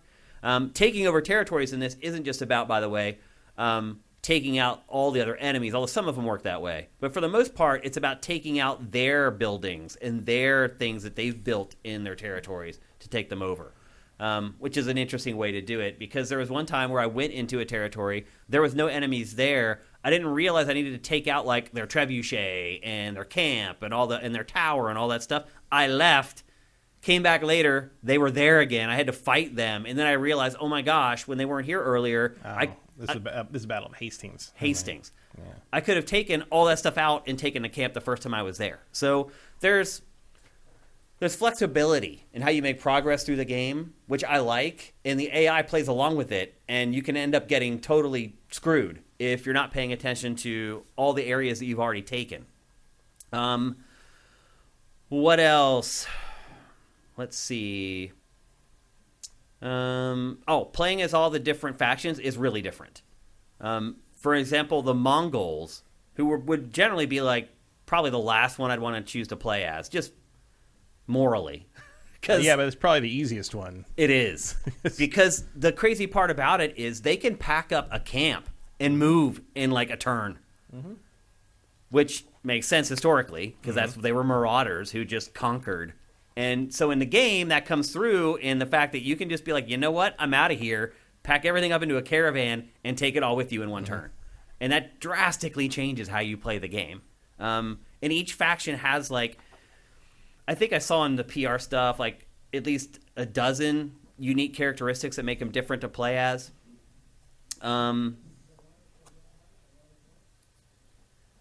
What else? Oh, each Civ also has 2 different landmarks that you can build, and that's when the age changes. So once you satisfy a set of requirements, you then are presented with 2 options to build landmarks. Once that landmark is built, then that Civ moves on to the next age. And I actually had a case where I built one of the landmarks. As it was being built, before it could be finished, the enemy rolled into my camp, destroyed what soldiers I had left, and then destroyed the landmark before it could even be built. But the game figured it out, and it was like, okay, we'll go to one of the other territories you own, and now give you the choice again. So there's flexibility there as well. They came in and destroyed the building. I still was able to build it. I didn't have to, like, start all over again and build the requirements that I needed to build it in the first place. That was good. Sieges have changed a ton in this. Also, our chat is going crazy. Tiny2K is just gifting subs out the yin yang. Awesome. Thank you, man. What else? Oh, I was talking about Siege. So Siege has changed a ton in this. It used to be that you'd have to like haul your siege units all the way from the territory where you're making the siege units all the way to that new territory and then set them up. It now has changed to where normal units can produce the battering rams and siege towers and the wall-mounted archers. So you can just set all that stuff up on the fly. You don't have to like have those people traveling all the way from a territory a long ways away to get to where you want to have the stuff built or where you want to actually siege another territory. One issue that I have with the game is I would like to have full control over the camera. You can't really see it because the sifted watermark is kind of over it on the bottom right there. But basically, there's like a rotate camera left and right buttons there. And you can go full 360, but it's in increments. You can't just get the camera where you want and just let it sit there and fight. The zoom levels are pretty limited, which I'm kind of surprised at for a game that's coming out in 2021. Yeah, usually, like games like this have full camera control now, like Yeah, full I know. like WASD. Yep, I found it odd that you have those two little buttons that you can click to just go like I don't know. There's probably like 8 different positions around the full circle, and then there's only a couple levels of zoom. The game didn't let me like zoom in really closely to look at the units, and I think that might be a good thing because their animations aren't that great. I know a lot of people really like kind of the 2D sprites from Age of Empires 2, and I'll agree. They had a lot of charisma, a lot of character for sprites. And I think people were maybe afraid to stray too far from that. But the animation in this is pretty bad. And there's like no... Age of Empires has never been a star for animation. Yeah. Although it's kind of weird because like Relic's animation has always been... Like, the Dawn of War games have animation They're like great. you wouldn't believe. Yeah, I think it's a Like choice. you could zoom in and like watch them fight like hand to hand in those games and like you see like interesting kills. And Yeah, stuff. like there's not much of that in this at just all. looks like the standard sort of guys poking spears and swords, Yep. and one of them eventually falls over, kind of thing. And it could be a scale thing, as you Yeah, mentioned earlier. yeah. Like the battles in this are large-scale battles, and so maybe trying to animate that many soldiers on screen at the same time, and if you're zooming in a long Yeah. ways, and, Although then Creative Assembly turns around and right, laughs at and you. does it. So yeah. So there are some small issues with this game. I've probably played this, I don't know, 15 hours, something like that. Also hooked on this. Also going to continue to play it. It's going to be tough because there are a ton of games to play right now to get back to this. But I've had a ton of fun with it. I really enjoyed it. Again, this is free on Game Pass. One other issue I had, and this is weird, Matt. My mouse and keyboard kept disconnecting in this game. Until I plugged them into another set of USB ports on my PC. So where they've always been plugged in, once the game would start, the mouse would go dead and the keyboard would go dead. I pulled those out, the keyboard and the mouse, and plugged them into this other bank of USB ports, and it worked fine. I have no idea why that happened.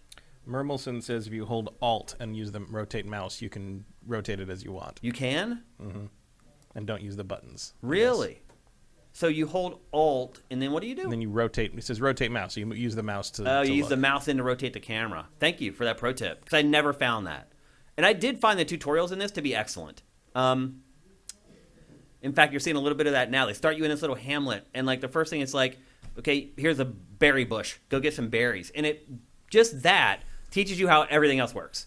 So you click on a unit, you send them to the berry bush, they automatically start carrying the berries back. And then they show you, hey, there's animals out in the wilderness around your camp. You send someone to an animal, they shoot the animal goes down. Automatically, they start making the trip back and forth from the carcass to your base to start loading. And then they're like, hey, here's this mill that you can build. And now people will start taking, and the game just logically and chronologically teaches you how to play it very organically. However, it did not teach me how to have free form over the camera, which is odd. Because everything else, the tutorials I thought were excellent in this. And I am someone who's played RTSs for a long time at this point. And again, I'm not an expert on the genre. But I played them for a long time. And so I didn't need the tutorials that much, but it had been a while since I played an Age of Empires game. And it was very helpful in getting me up to speed very quickly. Within an hour, I felt like I had pretty much mastered the game, other than the camera, obviously. But yeah, I've had a lot of fun with Age of Empires 4. Again, it is free on Game Pass for PC. You have to be a Game Pass PC subscriber, and you can get it for or free. Or Ultimate, yeah, Which same just gives thing. you We're just everything. both, basically. And yeah, just another reason why Game Pass is amazing. One of the best RTS games I think that I've played in the last couple of years is just free for $13 a month, which is incredible. Yeah, so that's Age of Empires 4. Matt, do you have any interest in playing it? Maybe. Like I just didn't get to it. It was so I will say the Game Pass thing is really cool, but at the same time it also makes me feel a little less urgent to get to things. That's a good point, actually. I can see that. Because you're like, it's going to be there. It's going to be there. All the first-party stuff is going to be there. That's an interesting psychology, actually. And not that Microsoft cares. No. They still got my money because for you Game weren't going Pass to. this month. Well, do you think you would have bought Age of Empires if it weren't on Game Pass? Probably not. Yeah. Not for full price. Yeah. I probably wouldn't have either. $30-$40, I probably would have bought it for that, but not for like 50 or 60. Yeah. Yeah. So I am playing a game that I probably wouldn't have played before, but that's what Game Pass is great. It's like, you can sample stuff. Very low commitment. If you don't like it, just delete it and move on to something else that you do like. Mm-hmm. And this I think was like 30 gigs, if I remember correctly. It's not that huge. It's not like that big of an install. And look, I did not spend much time on the multiplayer, so you're probably wondering, hey, Shane, what's up with that? But to Matt's point, like, there's really no reason for me to play the multiplayer because I'm just going to get annihilated. Yeah. Those people have learned the metas in that stuff. And again, because it is so similar to Age of Empires 2, those people who have been playing Age 2 are now playing Age 4 using the same tactics and being successful with them. So no thanks. They do need to find like some way for people like us to be able to play multiplayer. Like a senior citizens league? Or something, man. Like, it's not just us, though. It's like, to be as good as these people are at this, they play it a lot. Mm-hmm. Like, I shouldn't be expected to have spent like 500 hours on Age of Empires to be competitive at multiplayer. Yeah, a lot of people say that about Call of Duty, too. Yeah, that's true. Yeah. It's a problem. I mean, really. If you're interested in getting people to partake in multiplayer, it's a problem. You have this very small set of people who are very good at these games, and unfortunately, as a noob, you end up having to play against them. Mm-hmm. And it's not fun. It really isn't. So I hardly touched the multiplayer in this. I didn't. So maybe it's not fair that I'm telling you to buy it or not buy it, having not experienced what a lot of people will spend most of their time doing in this game. But I think that's probably not true. Most people will want to play through the campaign, and I had a blast doing it. I felt like it onboarded me really well. I never felt like a fish out of water. I never got caught off guard where something happened and I'm like, I don't know how to react. You know what I'm saying? Like, I knew how to react. Whether I did it well enough to survive or not is a different story, but I knew what to do and how to do it. And that's a testament because these games are complicated. If you have, like, all the resources that you're collecting and you're managing, you're building the buildings and the certain buildings feed into some of the resources and it's like, if you find like a gold deposit somewhere, like figuring out what you do with the gold after you collect it, like all that stuff. The game does a great job of teaching you how to do it. And it is very simple and intuitive to do it, even if the game doesn't show you. So for a game to have this many options and still be able to do such a good job teaching the player in a very short period of time, that's impressive. But again, the studio's been doing it for a long time. I think it's pretty much figured out how to make that stuff happen. So that's Age of Empires 4. Only for PC. Yeah. For now. For now. Do you think it will come to Series? Because obviously it could run on an Xbox Series. Yeah, I don't know. Like, I don't think they have. They never have. Yeah. Which is weird.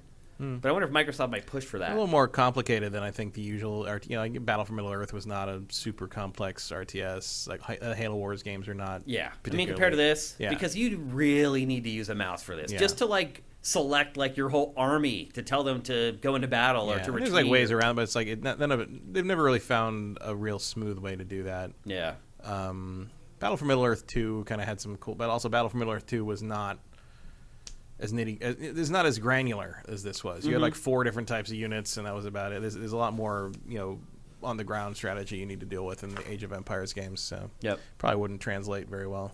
Probably not. But there you go. Those are my impressions of Age of Empires 4. Seems like some people are playing it in chat and they're liking it. Let's take a look really quick. Vincent has also been playing it because he's been playing it for another show that we're doing on Sifted. You'll be seeing that episode on Saturday of Game Pass or Fail. He mentions that you can do co-op against AI if you want. He's absolutely right. Yeah. So you don't have to play against somebody. You can play cooperatively if you want to. Cinetyke, thank you for all the bits, man. We really appreciate it. We appreciate all the bits, all those the Twitch Prime subscription you guys have been giving us through the show. All of it's awesome. I think we hit the hype train not like a while ago, which is awesome. The Big Smoke says they should put it in the cloud for console users. I don't know how the cloud solves the problems of controls, though. Yeah. That's really the big issue, is getting this game to work on a console controller. It's not that it won't run. It'll run fine on an Xbox Series X, no problem. The big issue is getting the controls to work with a gamepad. And then Kaimil 1983 says, isn't that what matchmaking is made for? It is, to play against people at your skill level. But it doesn't have it yet. Yeah, there isn't any. Yeah, there's no ranked yet. There's no Vincent ranked. Says too. Yeah, there's no ranked multiplayer yet at all. And hopefully that shows up eventually, because you definitely need it with this game. Yeah, I'm sure it's coming. But even with games like Call of Duty that are all rank based, like, you still end up playing against people that just whoop your ass. Like, it just happens. Because and Call of Duty is different because you have a ton of players on each side. It's not just one-on-one, blah blah blah. So you're right. They should do a better job of matchmaking in a game like this than they would in like a first-person shooter. Sir Spider, thank you for Twitch Prime, man. That's awesome. 15 months in a row. That's amazing. Yeah. But anyway, there you go. That's Age of Empires 4. I recommend buying it. I would buy this at full price if you don't have Game Pass. That is the thing about Game Pass, is you don't own it.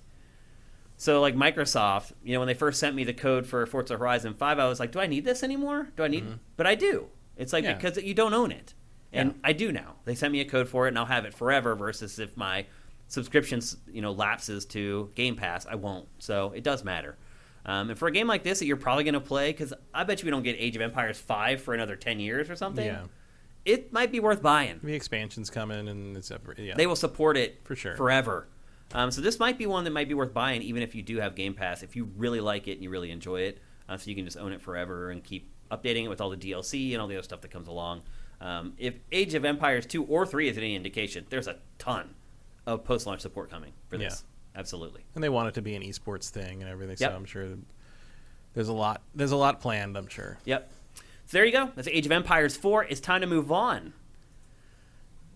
Next up, Vincent, who is in chat, who has been playing Age of Empires 4. He's been a busy guy this week. He also played Mario Party Superstars, a game that I did not have time to play. And Matt, I know you had no interest in playing. Oh, no. So we gave it to Vincent. Not even if you paid me, and you do.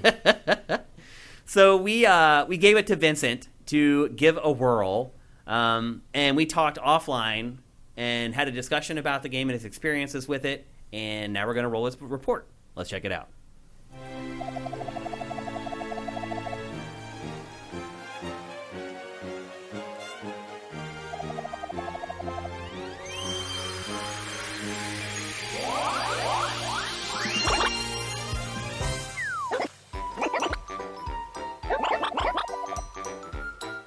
All right, here I am with contributor and curator to Sifted, Vincent Borchardt, who's going to share his impressions of Mario Party Superstars. Now, there's actually some value to that name, Vincent, because it is kind of an all-star collection of old Mario Party content, right? Yeah, like all the mini games are repeats, all the boards are repeats. All of them? Yeah. So there's no new content at all. I thought that there was some. There's new ways to play but it's the fundamentals are the same as from the older games. Interesting. I thought that there was at least some new boards or some new mini games, but that's not the case, huh? Nope. How do you feel about that? That seems, so far it's been getting pretty good reviews. It just came out on Friday, so the game's still pretty new, and there aren't a ton of reviews for it, but it's getting pretty good reviews. How do you feel about a game that's just collecting old content being released, in some cases from the N64 version, like 20 years later? Do you think the gap in time makes it more digestible? It's interesting because on one hand, the older boards are probably one of the weaker points because they're not that dynamic compared to like the GameCube era boards. That's the thing. All 5 boards are from the N64 games. 2 are from 1, 2 are from 2, and 1 is from 3. Okay. So before the series ended up evolving a little bit, but I think a lot of people would argue that the N64 games were better because of their simplicity. How do you feel about that? Yeah, I think the mini games they evolved a lot. I'd say probably the GameCube era is where it got formulaic, but Mm-hmm. they started to do more interesting things because they ran out of low hanging fruit. Right. Yeah, that's a good point. But you still didn't answer my question. How do you feel about a game being released in 2021 that includes content from 20 years ago, mostly? I mean, a lot of the more recent Mario Party stuff hasn't been great. I mean, Super Mario Party was fine, but otherwise, like 9 and 10 were awful. Almost nothing's pulled from those two games. Uh-huh. So how far does it go? Does it go into the GameCube era at all as far as pulling content? The mini games cover all 10 of the mainline games. Oh, okay. Though the focus is on the N64 and GameCube era. There's like a handful from the Wii and Wii U games. Okay. And what are your favorites? Are they is it all the old stuff? And did you play all those games back when they came out? Because you were young then, like really young. Yeah, I've owned 2 through 8. I Okay. rented 1 but never bought it, and I didn't bother with 9 or 10. Okay. How old were you when you played your first Mario Party? I mean, that would be like, when was that? Like 98, so that would be like maybe 8, 9. 8 or 9 years old. Do you remember Yeah. much about those old games? Not too much. I remember having fun because my brother came over and played with him a bunch. So in some ways, it's kind of a new game for you. Yeah. And I'm guessing for most people, that's kind of the case. It's really only older players like Matt and I who would be like, this is a rehash. To a lot of people, it might as well just be a new game, right? Yeah, that's actually an interesting way, because especially since when the Wii and Wii U brought the more casual audience to the Nintendo platforms, they wouldn't have seen these. Right. Yeah. And it's an interesting kind of paradox between generations, I guess, is one way to look at it. And I would agree with you. I feel like the earlier games I'll put it to you this way. I played the earlier games a lot more than the later games. And that's probably, and I was an adult when I played the first Mario Party game. So it's not like I've went from being like a preteen to a teen to an adult, and my tastes have changed or whatever. I've been an adult ever since this series has been available. And I still enjoy the older stuff better. It is more simple and easier to understand. And that's a big part of Mario Party, right? Because you're trying to get other people to play with you. Yeah, at least in person. Though one of the biggest things about this entry is that it goes full into the online direction. Okay. How many people can play with you online? 4 at a time. 4 at a time. So 5 total or 4 total? 4 total. Okay, got you. Yeah, still 4-player games, just like everything else. Yeah. And how does it work? Is it easy because for instance, like the N64 stuff on Nintendo Switch Online, I'm not able to play that with just anybody. I have to play with like friends. How does the matchmaking work for this? There's matchmaking just fine. So do we want to start with the board game parts or the mini game parts? Yeah, board games. Yeah, so board games, you can either play with random people or you can play with friends. I played a game with random people, and it performed mostly fine. There are some parts where there were noticeable stutters, and the annoying thing is I think it's using lockstep, because like even during the board game section where you're just rolling the dice, where there shouldn't need to be lag, there is lag. That is a little strange. Yeah. So you kind of split it out between board games and mini games. What do you mean when you say that? So other than playing the board games, there's a whole bunch of different mini game options that they've added. So like obviously you can just play any of the mini games that you want. Mm-hmm. There's all kinds of different modes in there. There's a simple coin battle where you just compete and try to win the most coins over a set number of mini games. Can you pick the mini games that you have in the selection, or does it just automatically grab whatever? I'm not sure. I know when you're playing with random people, it just picks from everything, but there's actually different modes. There's a 4-player one, there's a 2v2 one, and a 1v3 one.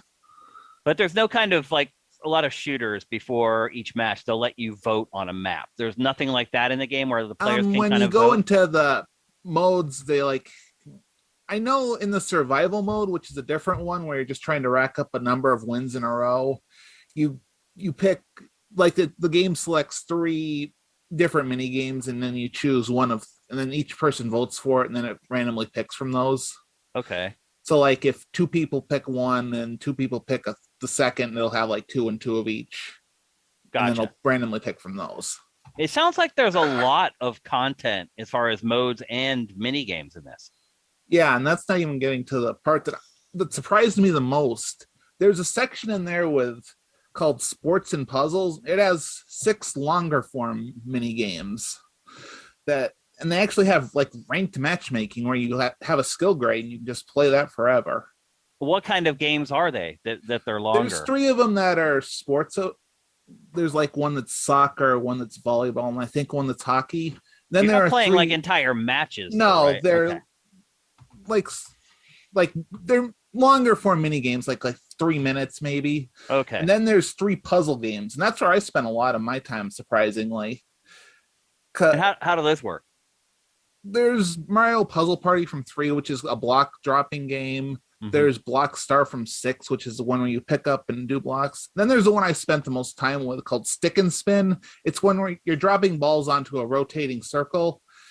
It's just you match 5 to clear them, and I played way too much of this game.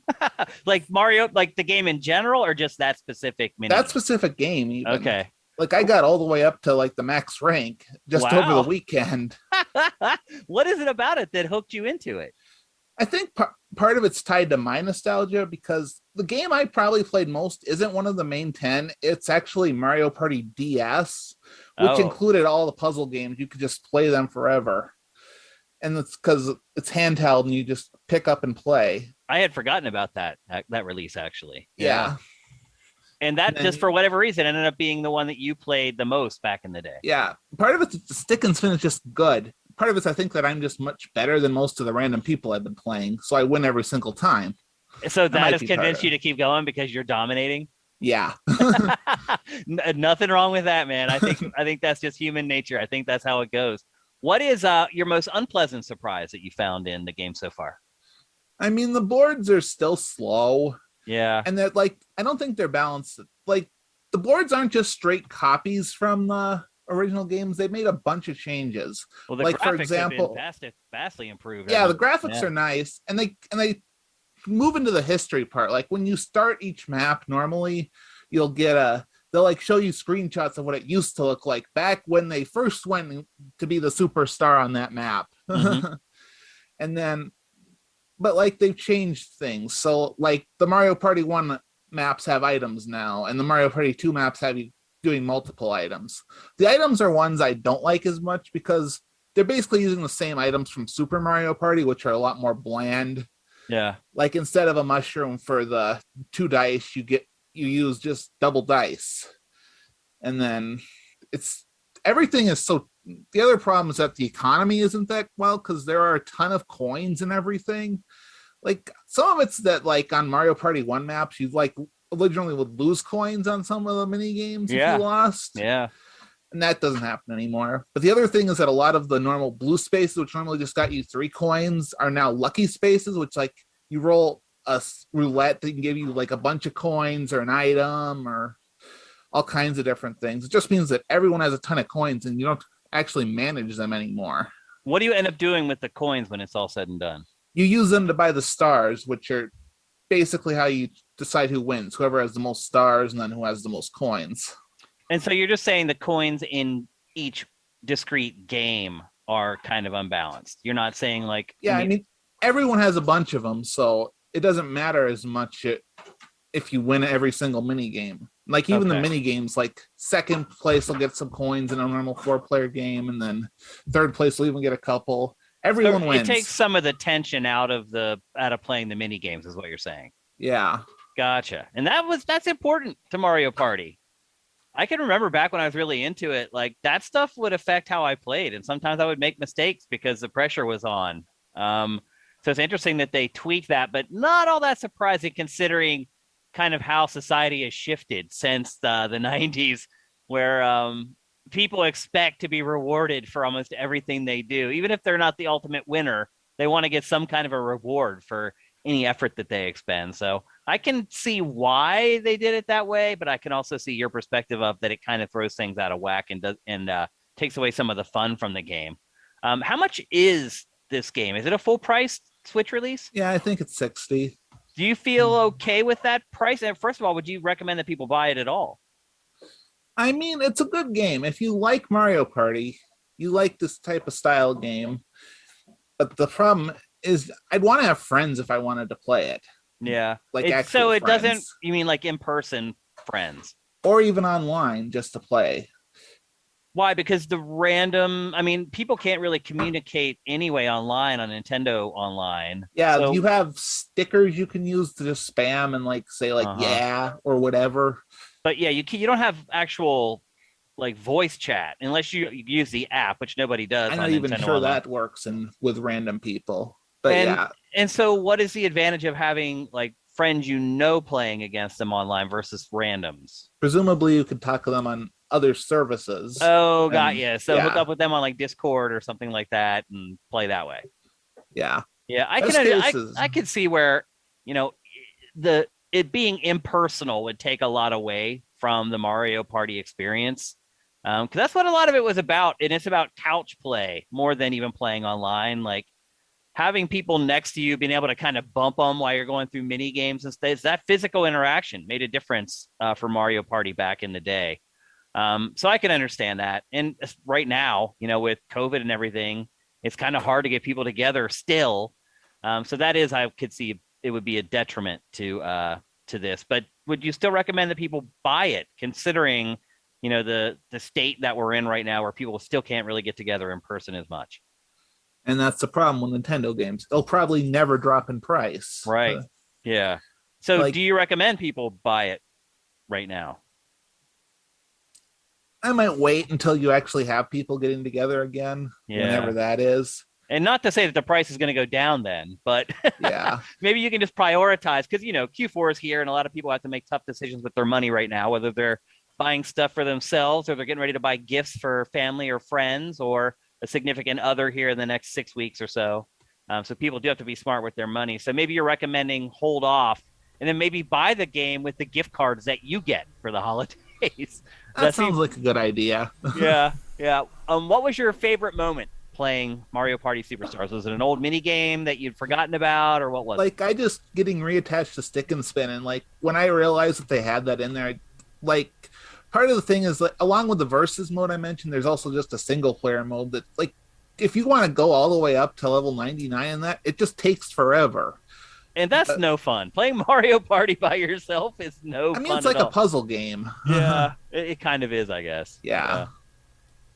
Okay. Well, Vincent, thank you for playing Mario Party Superstars, and we'll talk to you again soon. Yeah. Talk later. Winner! All right. A big thanks to Vincent for jumping on that grenade. Because after talking to him about the game, I was like, yeah, I feel like I've played all this. And as we were talking about while the segment was running, the good old days of Mario Party weren't really the good old days. Yeah, they were a while ago. Yeah, and they were a long time ago. But if you think back to the early Mario Party games, and I had forgotten about this until you brought it up, but the rubber banding in the game was so bad. You could be playing with somebody who failed almost every mini game, was terrible at actually playing the mini games, and they would just get hooked up and sometimes win. Yeah, that was why it didn't last too long with my group.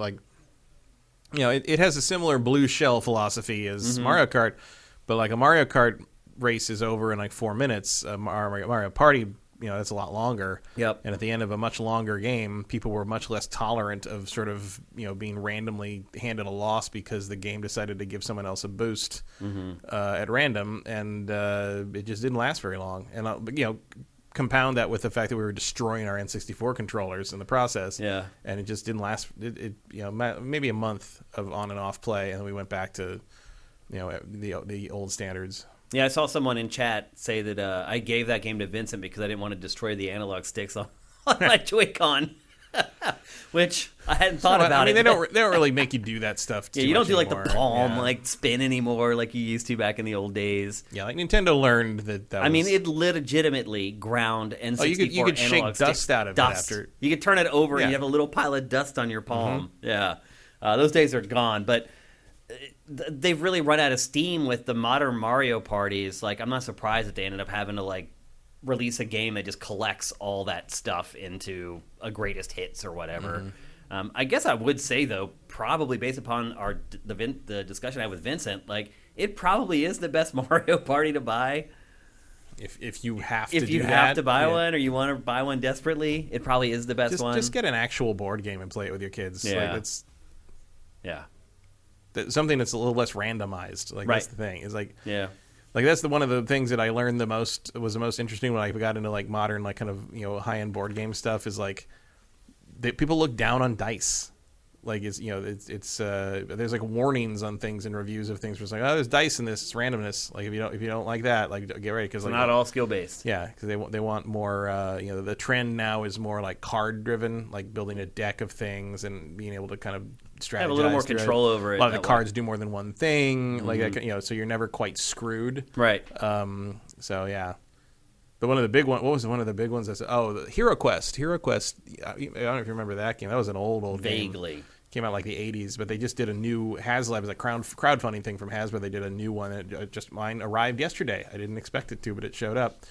And one of the things I saw people complaining about that maybe got it because they were younger and didn't know what it was, but people were complaining was like, oh, I didn't realize you had to roll dice to move in this game. That's a big no-no now. It's like rolling dice to move. Which obviously you do in Mario Party as well. I mean, rolling dice, if they dice, then that's the random element. They're not going to like it in anything. Yeah. Yeah. I mean, like rolling dice to move in particular is frowned on now. Interesting. I can't say I disagree with that. Yeah. It makes sense. It's easier to strategize something if you know your character can move this many spaces every time, and you can do something else to maybe power them up and let them move a little further. There's more interesting choices to be made if you remove more randomness, but that means more game design. So. Not good news for the popularity of Dungeons and Dragons. Well, you can modify that. Can they play D&D without dice now? You play with dice, but like there's a lot of ways to mitigate it, and there's a lot of ways to tweak your character to give you bonuses and proficiency stuff. Like, very rarely are you going to deliver die on a single throw at this point. The old days, The big problem the only real disappointment in dice with D&D these days is damage. Like sometimes you'll hit something and then your damage is just shit, and you've wasted that turn a little bit. So it's like, oh, I'm going to use my spell. It's like, oh, 1 damage. But I'll say this: it seems to me that Dungeons and Dragons is bigger now than it's ever been. Oh, absolutely is. Bigger than ever. Absolutely. Yeah.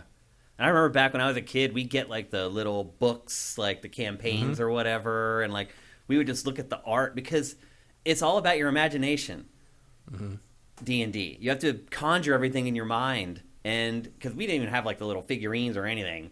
And so you would look at like the drawings and the stuff like of the enemies that you would face, and like it was just a different time. Because you didn't have the internet to go and look at like, here's this crazy moth boss that you're going to fight, and here's 80,000 renditions from all the D&D fans. You can find that stuff online now. Back then, all you had was that ink drawing that they had of the boss there. Yeah. And well, you could do like miniatures and stuff, but like that was because that was more for the people that came out of the wargaming side. Cause where D&D came from was people were basically playing with the equivalent of what Warhammer was back then. What would become Warhammer.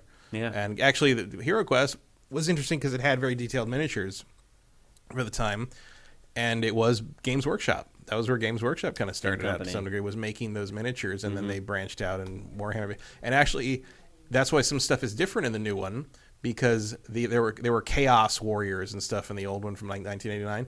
They're literally Chaos, like Space Marines, basically. Like they're the same design, like the war and the helmet type and all that. And so they still use that in the Warhammer games. So like they couldn't use the Chaos stuff for the new Hero Quest, so they're different. They're called Death Warriors or whatever now, and they have slightly different designs. But like that's where a lot of that started. Interesting. Like it's everyone knows everyone. Everything's a small world in these circles. Only on GameFace will a discussion about Mario Party spin out into a discussion about Dungeons and Dragons and using dice. Okay. The randomness of Mario Party is an ongoing issue, I think. Yeah. And some of that's fun. If you're like, for younger kids, I think it gives everybody a chance. Yeah. They get a participation trophy. But there's moments where you're just like, oh, come on. Yep. So there you go. That is Mario Party Superstars, available now for Switch. I think it just came out on Friday, so it hasn't been out there that long. But again, I think if you're looking for a new Mario Party, and I'm not going to judge why you would be or why you wouldn't be, but if you are looking for one, I do think it's probably the best bet to buy in 2021. And thanks again to Vincent for playing it for us and delivering a great report. All right, let's move on. It's time to talk next about Call of Duty. And you may be thinking, well, Shane, isn't Call of Duty Vanguard coming out soon? So you're going to talk about Call of Duty Vanguard, right? No, we're not. Because they won't send me a review code of that, which has made me really nervous. But coupled with that, we got the first the first real, I think, information about the next Call of Duty for next year, which is Modern Warfare 2 2022. Matt, how do you feel about these games especially with the Call of Duty Modern Warfare, Call of Duty 4 Modern Warfare, Call of Duty Modern Warfare? They can't even do that with this one because the first one was called Call of Duty 4 Modern Warfare, so they could just take the 4 off and it still had kind of a slightly different, a unique title. Here, they're not doing that. They can't. It's literally just being called Modern Warfare 2 again, which is not even Modern Warfare 2.0. Right? Yeah.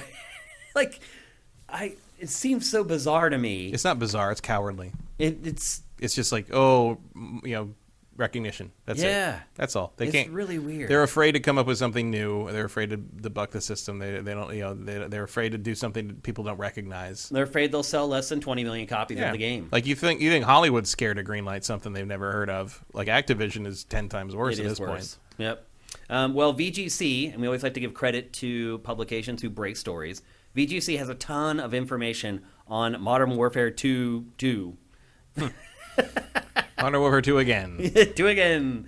It is being made by Infinity Ward. I know that'll make some people happy. I do feel like Infinity Ward has rehabbed its reputation from Call of Duty Ghosts. Yeah, certainly helped with me with Infinite Warfare. Which I wondered if that was ever going to be the case, because Ghost was really that bad. Yeah. And really, it turned a lot of people off to the Call of Duty franchise for quite a while. Yeah, it was the first real stumble. Yeah. But the last Modern Warfare remake was really good, and it did very, very well. And so I am excited for this, even though it is also kind of a rehash. Did they already remake 2 in the way they remade 1? Yeah, like remastered. Yeah. They did that already? Yes, that's available. Yep. But this is a brand new game that still uses elements from Modern Warfare 2. The big kind of news is it has a morality system with moral choices to make. It is set in Colombia, and you're a part of U.S. Special Forces fighting against Colombian drug cartels. It sounds like it's Narcos, the first-person shooter. How do you feel about that? I would argue that the war on drugs is maybe an outdated thing for something called modern warfare. Touche. Is it the war on drugs? Look, did you like Narcos on Netflix? I guess. Not enough that I want to play a game about it. I thought the first season of Narcos was amazing. Second season, okay, and then the third season, I just completely checked out. I'm just saying they're getting into very interesting territory if they're going to add morality to this, because if you're going to delve into the morality of kind of that aspect of things, you kind of need to get into foreign policy, which I feel like Call of Duty is not going to do. And I don't want it to.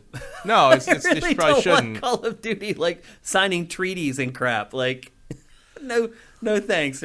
But there's a point at which you have to start asking the question of why these people are here doing what they're doing. And that has nothing to do with morality. It has everything to do with politics. Yeah, and money. And money. Yeah. Well, potato, most of the time. Well, they're comparing it to movies like No Country for Old Men. It's supposed to be... Okay, slow your roll there, boys. I'd agree, because... Let's not go straight to the best movie of 2006, shall we? And maybe even beyond that. It's one of the best movies of the decade. It's a really great film. But they're saying the tone is sort of that. Okay. Right. That's what they're throwing around anyway. Nothing like a Call of Duty done by the Coens. Sure. Yeah. That's a thing that's going to Translation is going to be really gory, and they're going to make you make decisions where you don't want to pick either option. There's going to be like really edgy stuff in it, and and anyone who doesn't like it is going to be like, oh, you just need to toughen up because that's what the world's like. It's like, okay, guys. Yeah. It's supposed to be unflinching, really violent, really gory, put you in awkward positions where you don't want to really choose either one of the options that they give you, that type of thing. Which I think maybe could be good for the franchise if it's handled decently. Sorta. It feels like weirdly small scale for Call of Duty. Like Call of Duty. You're right. Call of Duty has definitely dealt with sort of the epic world-shaking things, and maybe it just starts as a Narcos thing and gets bigger from there. Be. But like, that is not really what Modern Warfare has usually sort of, even especially the Modern Warfare games, have like really dealt with sort of the global scale and like jumped around the world and kind of big almost super villain style conspiracies and stuff. This feels.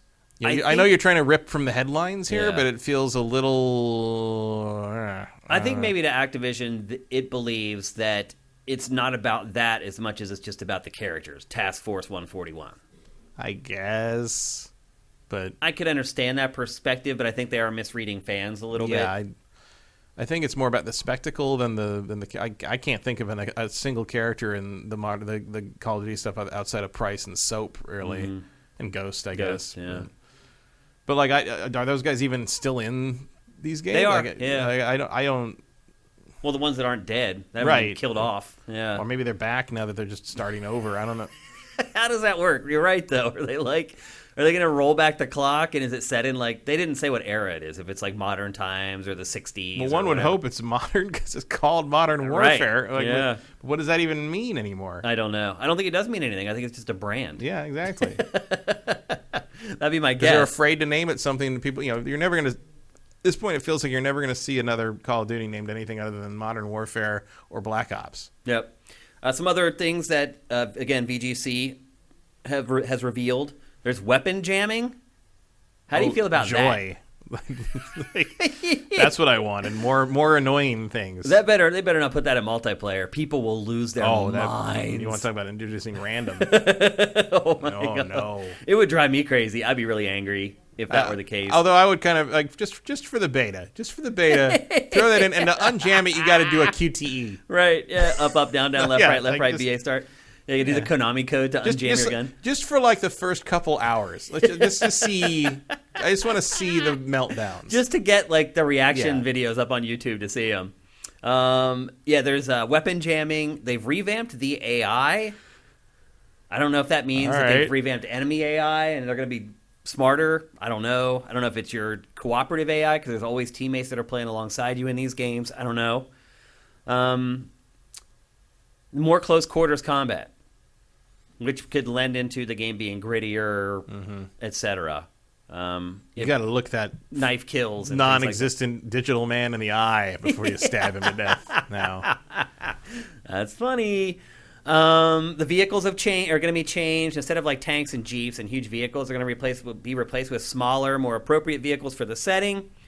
There's a third mode that's being described as a mix of PvP and PvE, similar to Battlefield 2042's new upcoming mode called Hazard Zone, where you battle against cartel AI with friends as they attempt to complete objective-based missions within the same Modern Warfare 2 Warzone map. Crazy. It's hard to even really comprehend what they're talking about there. It sounds like a mutation of Spec Ops in some ways. Yeah. But like mixed with the Battle Royale mode? Yeah. All right. Did you like Spec Ops? Yeah, but back in the day, Yeah, they were Abby and I used to play those like to death. Like they reminded me of GoldenEye in a lot of ways. Like if you try to play GoldenEye and like get like the times that they would give you as like target times to complete the missions, a lot of Spec Ops stuff felt like that. Like mastering enemy placement, the right time to switch weapons, what weapons to use, all that kind of stuff. So it sounds interesting at least. And then there's going to be a brand new Warzone map. Matt, I didn't even realize because I never play Warzone, but I didn't even realize that every time they release a new Warzone map, the old one goes away. Really? Yeah. I didn't know that. I didn't know that, no. Yeah. So they ditched the map that they were using before. So the new game just is released Verdansk or whatever it is. Huh. And when it goes away, when the new one launches, that old map goes away. They said that they learned to to do that from watching PUBG, because when PUBG launched a new map and kept both maps dwindled. They didn't have enough players to really get the matches going as quickly as they wanted to. So Activision wants to keep all the player pool in one place. And so when a new map comes out, the old one just disappears, which is crazy. And they're saying that the new Warzone map for Modern Warfare 2 stitches together maps from old Modern Warfare 2 multiplayer modes, which is interesting, that they'd handle it that way. And there will be also for the multiplayer, they're going to be remastering maps, weapons, and more from the original Modern Warfare 2, which, fine. I thought the multiplayer maps in Modern Warfare 2 were great and still are great, so I'm totally cool with that. And that's pretty much it. That's all the details we have right now. The footage you've been seeing, by the way, is not from next year's game. This is from the original Modern Warfare 2. I'm guessing most of you guys have figured that out, but just wanted to state it. And this is actually the remastered version of it as well that we've been checking out. So, Matt, I always ask you this when we talk about Call of Duty in general. I'm going to ask you again for this. Does any of this convince you to play it? No. No. Did you like Modern Warfare 2? Yeah. You were still playing shooters when that came out. I liked Modern Warfare 1 and 2 very much. Yeah. They're both good. And didn't like 3 at all. It became clear that what I really liked was how those guys, the founders of Infinity Ward, who then became Respawn, make games. Yeah. Because I then like Titanfall 2 a lot. Right. And I like, Fallen Jedi, Fallen Order.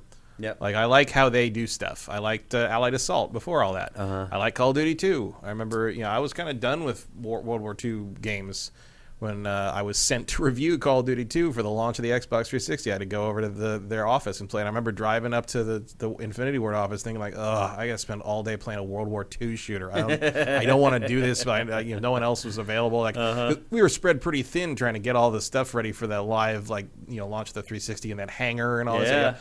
So I went up and I remember sitting down and playing it, and after like 10 minutes, I'm like, "What the fuck?" Like it blew me out the back of the fucking room. Like I was not ready for it, and like I remember going to we had lunch like halfway. I was like halfway through the game at this point, and I was just sitting there like sort of trying to absorb it. I was just like, "What?" And they were like very nerdy. The Infinity War guys were like, "What do you think?" I'm like, "It's fucking crazy." I felt like a little assaulted by it. It was so loud and so big and so. And I was like, it's really good. It was really good in a way that I didn't expect a World War II shooter to be at this point. And it was very absorbing. I agree with you. Those guys, those OG Infinity Ward guys, absolutely, and they were really good at what they do. And then of course, that came back and did the same thing with Modern Warfare a few years later. And that time, they did not ask me what I thought. They were just like, pretty great, huh? Like they knew they had that, right? Yeah. And then I came back from Modern Warfare. What was it? No, I came back. That one was the one that was labeled COD3.exe. Oh, right. They never agreed with giving the 3 to that Treyarch game in between 2 and 2. I don't blame them. That was their franchise. It was their franchise, and that game was terrible. Yeah. But and I loved Modern Warfare 2 as well. And then all those guys left and formed Respawn, and the people who were left did their best with Modern Warfare 3, but it did not work for me. Yeah, I remember Keely and I maybe were the two first people to look at Call of Duty 4 Modern Warfare. Because he was working on some exclusive something or other for the TV show. And he's like, well, they want to bring in Webb on this. You should come with me to the meeting. And they took us into a private theater in the bottom of Activision Central. And they showed it to us. And I'll never forget both of our faces after we saw that for the first time. Like, just literally, our jaws dropped. Yep. It was so beyond anything that we had seen at that point. Yeah, and I knew that. Like, I really miss those moments in our industry. I don't feel like they happen. They don't as have much anymore.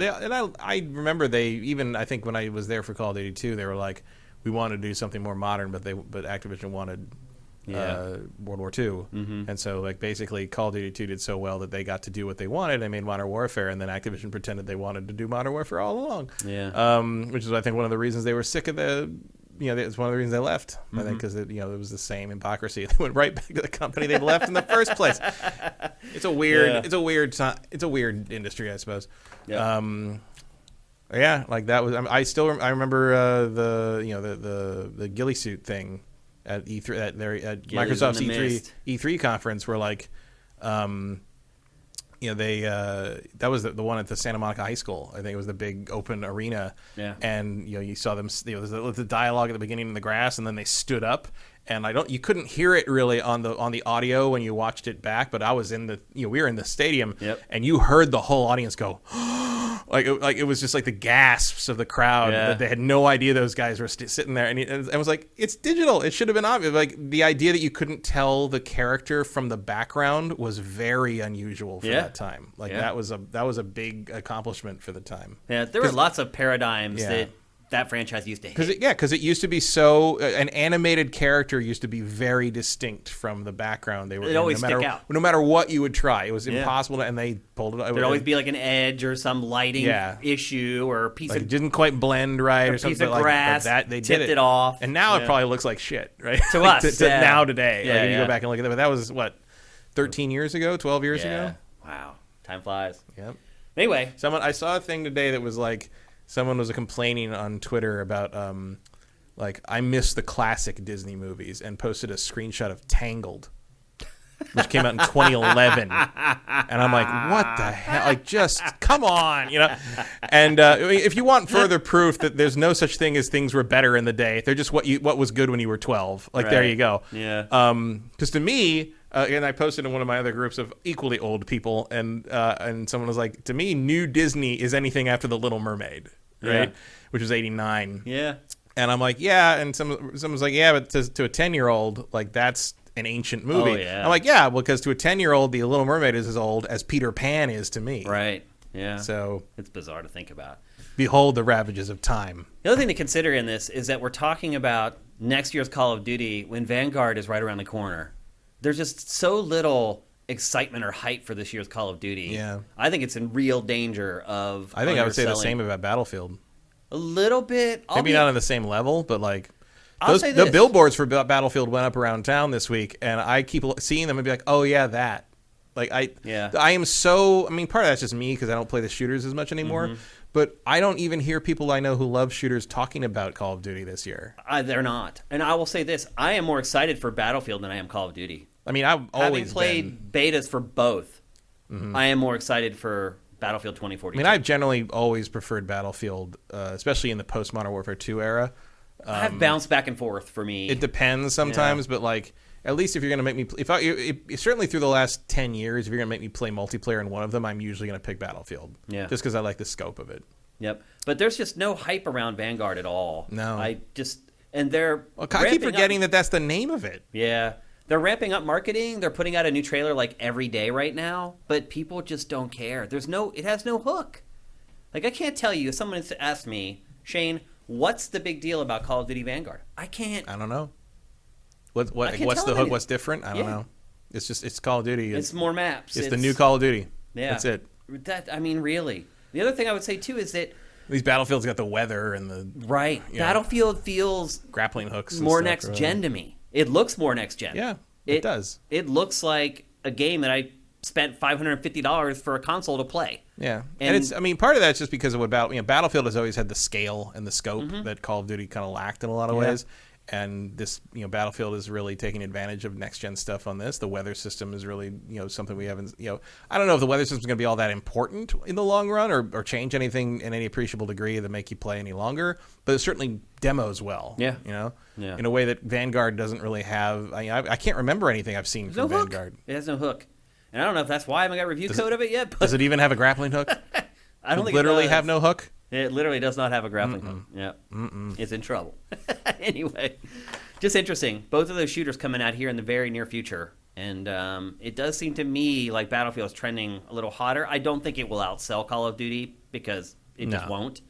But I do think it has a chance to nip its heels a little bit, maybe. Yeah, and I wonder. Clearly Rockstar waited real late to announce their the collection. The trilogy release date and like blah, blah, part of me wonders if they're trolling Call of Duty a little bit, maybe by picking that week. It could be because there's a non-zero chance that thing does better. Outsells it. Yeah, I brought that up with Pactor. He didn't think so. Mm-hmm. That was off camera though, so it's not in any of the episodes. But... I mean, I wouldn't really bet on that, but also like I'm also not dumb enough to bet against Rockstar at this point. Yeah, I mean, if you see what Grand Theft Auto 5 has done. Yeah. for the last decade. It's hard to bet against them. So anyway, that's the latest update on Call of Duty for next year. I wish I had an update on the Call of Duty that comes out in like a week, but still waiting on code for that. And as soon as we have it, it'll probably be in next week's episode, I'm assuming. I've been pestering PR about it, and they have like stopped replying to my emails. So I don't know what's going on. We'll see. But anyway, it's time to move on to the last topic of episode 277. And this week, we saved a really good game for last. And I would also say that this is yet another pleasant surprise for 2021. Throw it on the pile with It Takes Two, Returnal, Deathloop. There's been like 5 pleasant surprise games this year. Guardians of the Galaxy, to me, was a pleasant surprise. Way better than I thought it was going to be. This is another one, and it's called Riders Republic. It is the sequel to Ubisoft's, I guess you would call it an extreme sports game, Steep, which came out, it's just hard to believe, 2016 Steep came out. I didn't think it was that old. Yeah. But it is. It's like 5 years old. So they've worked on this for cause they did a ton of DLC for Steep, which is crazy because it didn't sell very well. Mm-hmm. But they supported it. But they stuck with it. They really did. And the crazy part is they did ultimately turn Steep into something pretty impressive. And you can see that in Riders Republic. It is an open world, do whatever you want, go wherever you want, use whatever you want, extreme sports game. And my expectations for this were very, very low. I had played Steep, and look, I don't do it so much anymore, but I did skate for like 11 years. I did snowboard for a long time. I have knee surgery in like 3 weeks, by the way, and hopefully I can get back to some of that stuff here soon in my life, which would be great. Hopefully you're walking well enough to get on a plane. Yeah, I'm a little nervous about that. But I have like rehab. It's outpatient, so I'm not gonna like stay overnight in the hospital or anything. So it should help. But anyway, I would like to get back to some of this, but this game is a nice facsimile until I'm at a point where I can do it. And it is a multi-disciplined extreme sports game, and usually that is a death knell for any game where they try to do like everything in one. Not in this game. They nail. Ubisoft's fallen victim to that themselves. It has, in fact. Yes, not with this game. This game, every element is handled well. Now, some of them just aren't as fun as others. So there's skiing, there's snowboarding, there's bikes, there's wingsuits, and there's rocket suits, and you also get a snowmobile that you can just use to get around the open world more quickly. And the wingsuits and the rocket suits, definitely the weakest part of the game. It's like playing Superman 64, Matt. I'm not kidding. Rings. You're flying through rings. That's all you do. And the controls feel a little off and a little goofy, but everything else, the skiing, the snowboarding, the biking is awesome, dude. Do you ever watch on YouTube the crazy downhill mountain biking videos where they just strap a GoPro on the front handlebars? I've seen those, yeah. Like, I'll go down that rabbit hole every once in a while. There's like this huge race that happens in, I think, like Switzerland, where they just start at the top of a mountain that's covered in snow and then ride all the way to the bottom of it. And just doing that takes like 40 minutes. The fact that everyone is still upright at this point is very difficult to believe. Yeah. Well, as you can see, I veered off course there, and there's a rewind function. You can hit R1 and rewind.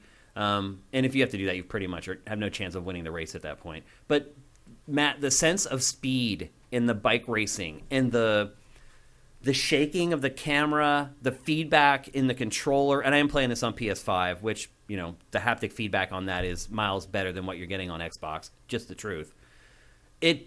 You literally are gripping the controller like you're gripping the handlebars on a bike. I don't even know how they did it, how they replicated the sense of speed, the feeling of just being completely on the edge of losing control. They've nailed it. And have you ever played a bike racing game before, Matt? Yeah. Like bicycles? Bicycles, yeah. I mean, I guess I've done things where bike races were in them. Trials Fusion probably doesn't count. No. They have bikes in Trials Fusion? Nah, it's motorcycles. Yeah. There were bike races in the San Andreas, I guess. That's true, yeah.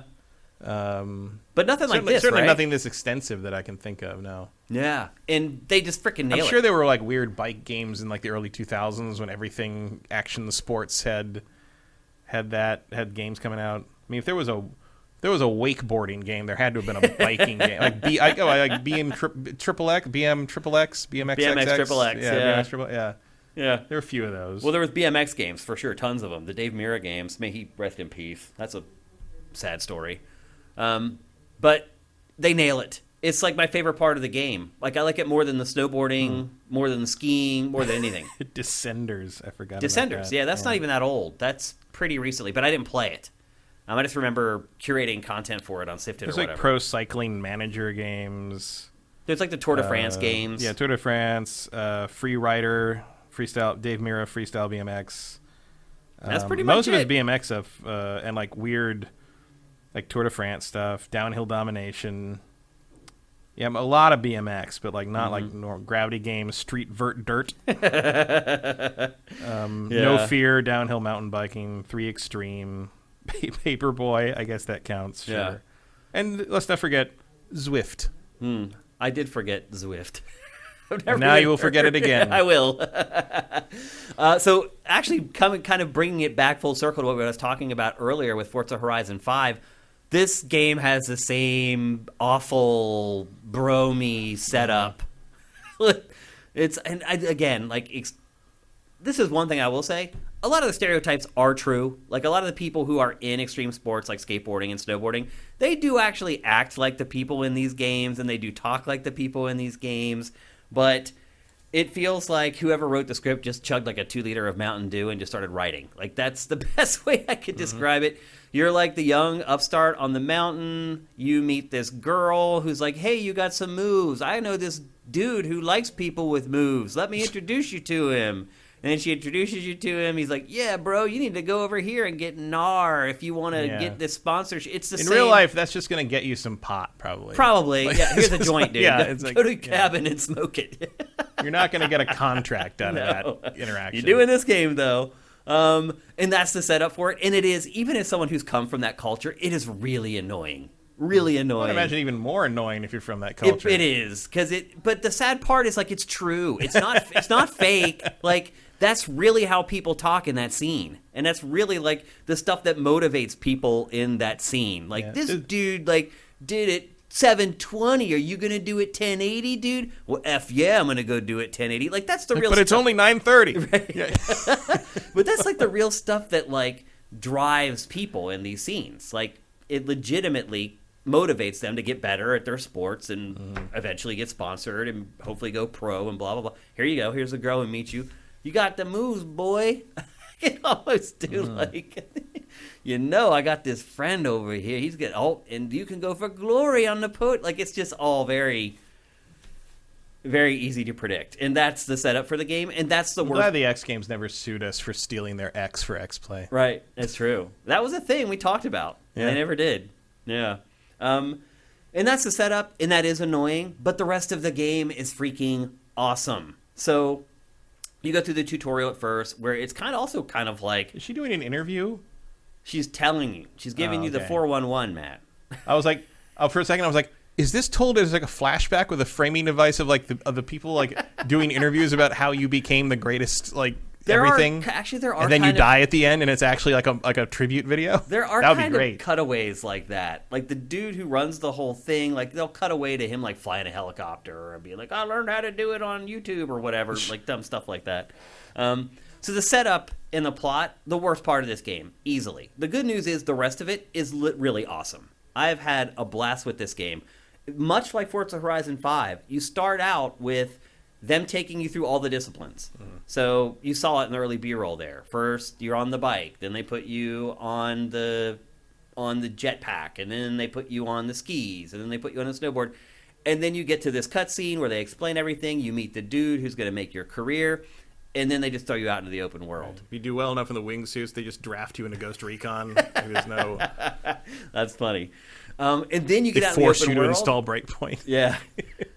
And then they just let you out into the open world, and you can just do whatever you want. And I'll say this: the first time the open world loaded up and I saw it, I was in awe.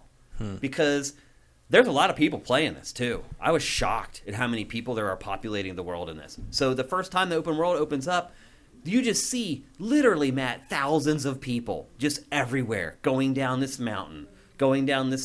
Some on bikes, some on skis, some on a jet ski, some flying by with their wingsuit. Like, it's a sight to behold. And then you start exploring, and you just jump on your sled, drive to whatever waypoint that you want. There's crazy fast travel options if you get, after a while, if you start visiting locations. You can choose any event on the map, and it will fast travel you to someplace close no matter what. And sometimes it's 2,000 meters away. It's not that close. But as you start exploring and unlocking more locations, you get closer with those fast travel points. As I said, there are skis, snowboards, wingsuits, rocket suits, and the snowmobile to help you get to locations more quickly. The world is constructed of real-world national parks. So you have like Yosemite and Yellowstone and all these big parks, and they're not, foot-for-foot replications of them. They have like the iconic, like Big Dome or whatever. Like they have the iconic... Half Dome. Like they have the iconic locations inside the national parks, and you can tell you're at them while you're in them, but they're not exact replications. But it's still cool that they've actually included real national parks. I'm guessing that's something they did not have to pay a license for. Probably not. Yeah. No, I think those are public. Yeah, so you can get away with that. Public domain yeah. stuff. Yep. So for each discipline, when you first start the game, they let you try each one, but then you have to unlock each one. So you start out with like skiing and snowboarding, and once you complete X amount of missions, you get stars basically. And like a lot of games, like you can choose to try something on a harder difficulty setting. So if you complete it, you get more stars. And the whole game is gated by stars. So at certain points, it will unlock new disciplines. So you start with skiing and snowboarding. And they're interchangeable. Like for each event, you can choose to either use skis or a snowboard. And then eventually you unlock the bikes. And then once you do well at the bike races and you reach another, then you get the wingsuit and the jetpack, and which is the worst, by the way. And then each one of those disciplines levels up on its own, where you keep unlocking new gear. So you're constantly getting new snowboards, new skis, new boots, things like that. Like everything you do, you get some kind of reward at the end of it all. Generally, it seemed like to me. Which is good. It feels like you're never wasting your time while you're playing. And then once you get to each discipline to a certain level, then a marquee event unlocks. And they're like, it's hard to even explain. They're like big set piece moments where there's like avalanches or other natural hazards that you have to deal with. They're kind of like boss fights for Riders Republic. The events run a really wide gamut. Some of them are infuriating. So some of the bicycle missions you have to do are those technical riding things. Matt, have you ever watched one of those? No. It's kind of like trials where you just have to get through an obstacle course on a bicycle. So sometimes you're hopping on one wheel or on the front wheel or the back wheel, or there's just like a really thin plank that you have to ride along and not fall off of it. It's just an obstacle course you have to get through with a bicycle, basically. And they are infuriating. Because a big part of the problem is the bike also has some issues. It's very hard to control precisely. If you pedal with like the right analog stick, it's very hard to pedal just enough that the bike starts creeping. So you end up like going way too fast and slamming into a wall and bouncing off the wall, and then turning the bike around gets annoying. So the technical stuff in this with the bikes is really annoying. The downhill stuff, great. Like power sliding around curves on the bikes feels just amazing. Holding on by like just your fingernails around some of the turns on the bike, or just going so fast straight downhill, you're just petrified that there's a tree's going to pop up or whatever. And that's the other thing I would say about this.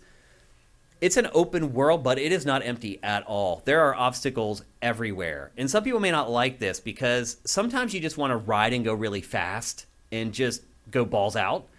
But there's always a tree or a bench or a wheelbarrow or whatever. Just like real life. It's seriously wheelbarrows. Like it's well, it's a ski course, so they're using it to like dig up divots or create jumps or whatever. But there's just a lot of environmental detail, and if you're someone who just wants to go really fast throughout the open world, it can get a little annoying at times. Here you're getting a look at the open world, though, and seeing what I'm talking about. Like, you just see all the mountain ranges with people going up and down them, everyone finding their own ways to get to stuff, people joining events, blah, blah, blah. It just feels really alive, like you're really on a mountain. And the visuals don't hurt either, because it also looks really, really good. The snow deformation and stuff in this is next level. It's like I've never seen before. But the missions are, other than the jetpack and the wingsuit stuff, the mission objectives really do run the gamut. They're not just like either it's a race or you just get as many trick points as possible. They do mix things up a good bit. One thing, the coolest thing in the game, And you know how we were talking about, and it's so funny how many parallels there are between this and Forza Horizon. You know how we were talking about those events in Forza Horizon where you had to meet at a very specific time with a bunch of other players, and then you play this cooperative thing?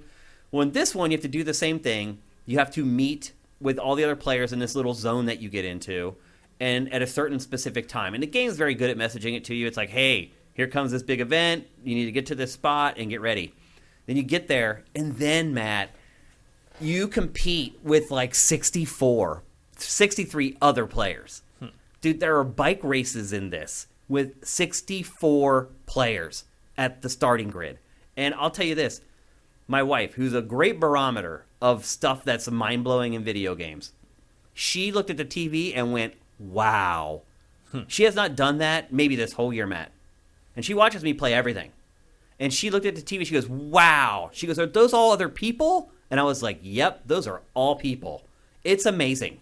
And want to talk about holding on by your fingernails, gripping the controller. Because the other thing, too, is the characters in the game, they're not like these papier-mâché people that you can ride through. They're there. So if they bump you, you get bumped off course. And there's 64 of them going down the mountain, down this trail that's probably 8 feet wide. It is just, it's one of those moments from this year that I will remember probably forever. The first time I joined a 64-person race in Riders Republic.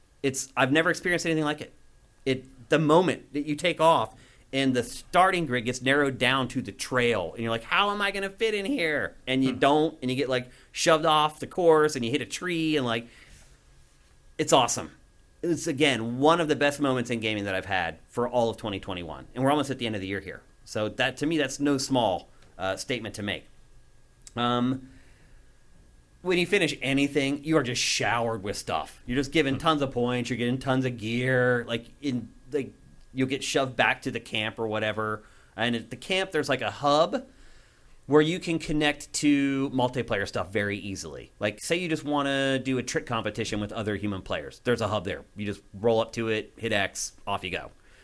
Say you want to just do downhill races on bikes. There's a hub there. You can do that. There's like 8 different spots you can go to. And then one of those 8 spots is where you meet for those big, like 64-person races as well.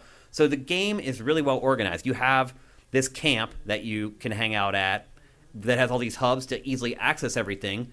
You can just roll right out of the camp and you're in the open world. And then there's all these events, and you can go to the map and just instantly warp to those places if you want to. Very well designed. It meets and satisfies a lot of different players' tastes, I would argue. Controls are pretty good. Like I said, the bike controls are great for downhill. They're bad for the technical stuff. The controls for the wingsuit and stuff are fine. It's basically just flight controls. It's not a problem. The skiing and the snowboarding controls are really, really good. So I was saying earlier about how, we have all these disciplines a lot of times. None of them are all that great. The trick stuff in the snowboarding and skiing are the best I've ever played for anything. They're not quite as arcadey as like an SSX Tricky or whatever, and they're not quite as realistic as like an Amped, which I would argue is way too realistic and therefore not fun. They find this perfect balance where you're doing things that are feasible and possible. You couldn't do them yourself in the real world, but real good snowboarders could do them. But it's not like SSX where you've done like 8 corkscrews and like 5 flips before you land. Because the other part too is that the terrain is very realistic. So they just feel great. The way that they've set up the tricks and the way you do the tricks, the way you flip, the way you spin, the way you grab, all of it feels natural and intuitive, and it's easy to understand. Very quickly, I was getting up to speed in this game and doing crazy tricks that are completely realistic, and scoring big points and finishing first in pretty much all the competitions. So the controls for the skiing and the snowboarding, amazing. Bikes, mixed bag, the jetpack stuff, you have to be an idiot not to be able to get that stuff right. And again, those are the worst parts of the game. They are really just Superman 64. What else do I have? I think just overall, the feeling of exhilaration I got from this game was refreshing. There are so many moments while I've played this game where I was just like, oh, wow, or holy crap, or oh, gosh. My reactions... Ooh. Yeah. Yep. My reactions while playing this game have been extreme compared to a lot of the games I've played for the last 6 or 8 months. It just really stuck with me. And I'm sure part of that is that, this is a culture that I was a part of, and so I'm going to resonate with it a little bit. And I like the sports already, but I just feel like it's a very well designed game. There's tons and tons of content. I love that it's set in national parks, places that people recognize. They've done a good job handling that stuff. It's very pretty. It controls well. They've proven that they'll support games for a really long time. Again, this is one of the most pleasant surprises for me of 2021. I am enjoying the crap out of Riders Republic. I don't see myself stopping anytime soon. I've played it for probably 15 hours, and I may be like 10% done with the game. It is gigantic, and it's only going to get bigger. I also like, too, that, like I told you, I didn't really like the wingsuit or the jetpack stuff. Like, you don't have to do it. Like, eventually, you probably are going to want to, because you have to level up every discipline separately. Eventually, you're probably going to want to go and do it. But I don't have to. Like, right now, I can just keep playing the stuff that I like, which is the snowboarding and the skiing and the biking. And there are more than enough events to keep me busy doing that stuff. So I really like Riders Republic. I know there is a contingent of people out there who know that Steep ended up being really good. And for those people, go buy this. Do not hesitate. It's great. Anyone who has ever really liked extreme sports games in the past, go buy it. It's the best on the market, hands down. I am shocked at how good this game is across the board. Controls, quality, no bugs. I've had no bugs at all, no crashes, nothing. Very rare for an open world game on day one. I've really enjoyed it. I am shocked at how much I like this game. And I recommend it. I highly recommend it. If people were to ask me, should they get this or Forza Horizon 5? That's a tough one. But that should let you know the level of quality that this game has hit at this point. That it is tough to look at that shot right there. Like, this is stuff that really happens in the game. All the stuff in this trailer, and there are goofy stuff. Like, I totally forgot until I saw this trailer. But there's goofy stuff where you're in like furry outfits and you're racing everybody else who's in a furry outfit, and you're on these little like kids bikes. Like, they do try to mix it up and have some fun with it at times. But again, you can pick and choose that stuff. If you don't want to do it, you don't have to. You can stick to the more realistic stuff. I just had a great time playing this game. If video games are about having fun and losing yourself in them, this is a great video game. It's available for pretty much everything. There's no Switch version, but you can get it for pretty much every other platform. And if you are even slightly inclined to like games like this, if you've liked any of the Tony Hawk games, you've liked any of the SSX games, any of that stuff, I really think you're going to really enjoy Riders Republic. Are you surprised that I like it as much as I do? Yeah, I didn't expect that. Yeah, I didn't either. Because Ubi sent me a code, and I didn't even like download it for like 2 days after I got it. Because it was like, are people going to care? Am I going to care? Yeah. And very fair question about this game, frankly. Yeah. And within 30 minutes, I was like, oh my gosh, like, why did I wait to start playing this? I'm like, I don't know if I'll be able to play enough now to like talk about it the way I want to on GameFace before the show. And then we got the delay, the COVID delay. And I got to play it a little more, and I've just loved it. The more I've played it, the more I've loved it. I cannot express to you enough. And I would argue that I know they had a bunch of betas for this that I didn't participate in, and I wish I had, because I'd have more of a heads up that how good it is. And I hope that they had these races, those 64-person races in that beta, because that will sell you this game alone. Just that first 20 seconds when you leave the starting line. It starts, and you're like, wait a minute. Like, all these people are in this race, and it goes, ding, and everyone takes off, and it's just like, oh my God, yes, everybody is in this race, and how am I going to get to the bottom of the hill? And it, like, when you finish like third or whatever, you feel like a god, because you've had so many close calls at that point, getting to the bottom of the mountain with all these other people, that you're just like, you feel lucky, you also feel great at the game. It's just this sense of exhilaration. I love it.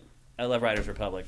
And if you haven't given an extreme sports game a chance in a long time, this is the one to give it a chance. I hope that they put out some kind of a demo or something, because I feel like it's not going to sell what it deserves.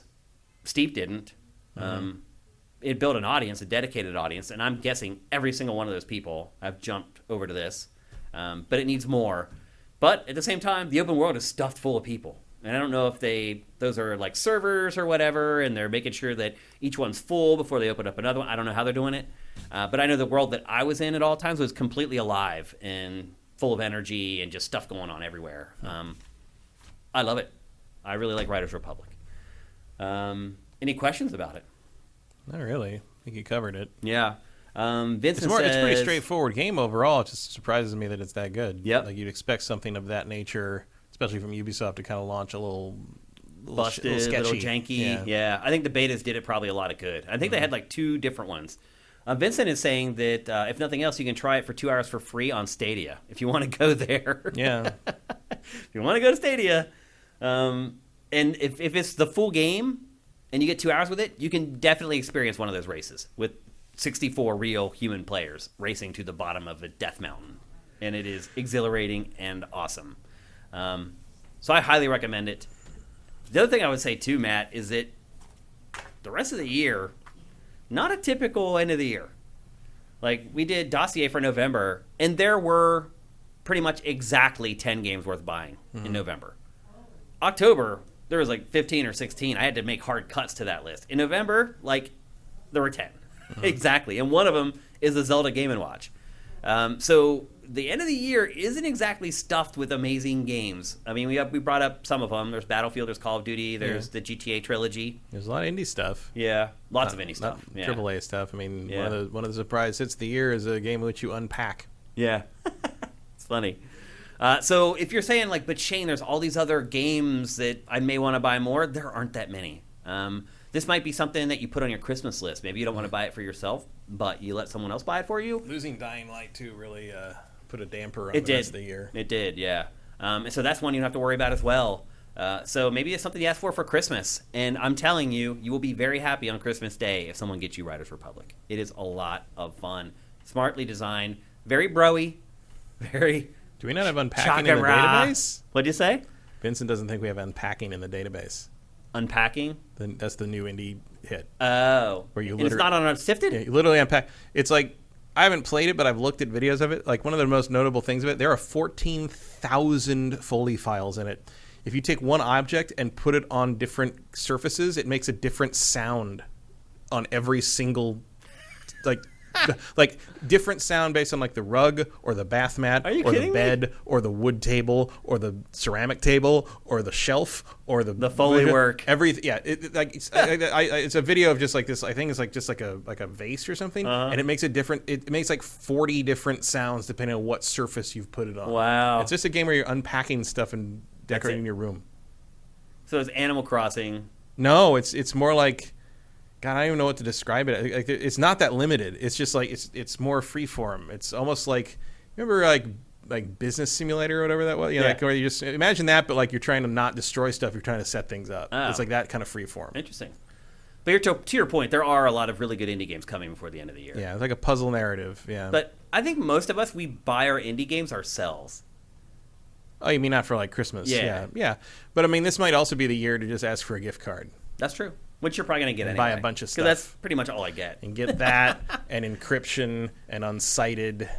Yeah. And that is one advantage that I have to... And voice of cards. Yeah.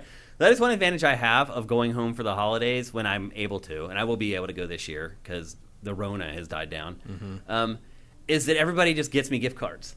Right. Because they know I can't take anything home. So I don't have to like go through the like... weird thing with like my aunt and being like, yeah, that mug that you got me, that's great. Like, they just all give me gift cards because they know that I can take them home and I don't have to worry about boxing them up and shipping them back here or whatever. So we all really just want gift cards, don't we? I like the physical thing, but I drive home, so all right, yeah, I can carry things. That's true. Yep, I prefer gift cards. I think this is an unusual year because I don't want any Lego sets. Oh wow! There's nothing big coming out this holiday. There are big things, but I don't want them. Like I don't need a 4-foot long replica of the Titanic. From the movie. Well, from the Titanic. Yeah. Yeah, I guess it's going to be the same no matter historically or the film. I mean, I guess the movie. Is there a figurine on the front? Yeah, the movie version is a tiny little Leo DiCaprio on the front of it. That would be the only thing that differentiates it at all. So anyway, there you go. That's Riders Republic. It's from Ubisoft. It's available for everything but Switch. And Vincent even says it's on Stadia, and you can try it for 2 free hours there. I highly recommend it. I mean, you can try Stadia for free. You don't have to give them any money, right? Yeah, I guess so. Just if you're okay having been part of that. You're not single-handedly going to keep Stadia alive if you're worried about that. No, I don't think one free trial is going to encourage them that much. No. Yep. All right, so there you go. That's GameFace 277. But now it's time for name that game. You guys ready? You need like a theme for that. Now. You're right. There needs to be like a little dun dun dun dun dun or something like that. I'll figure something out.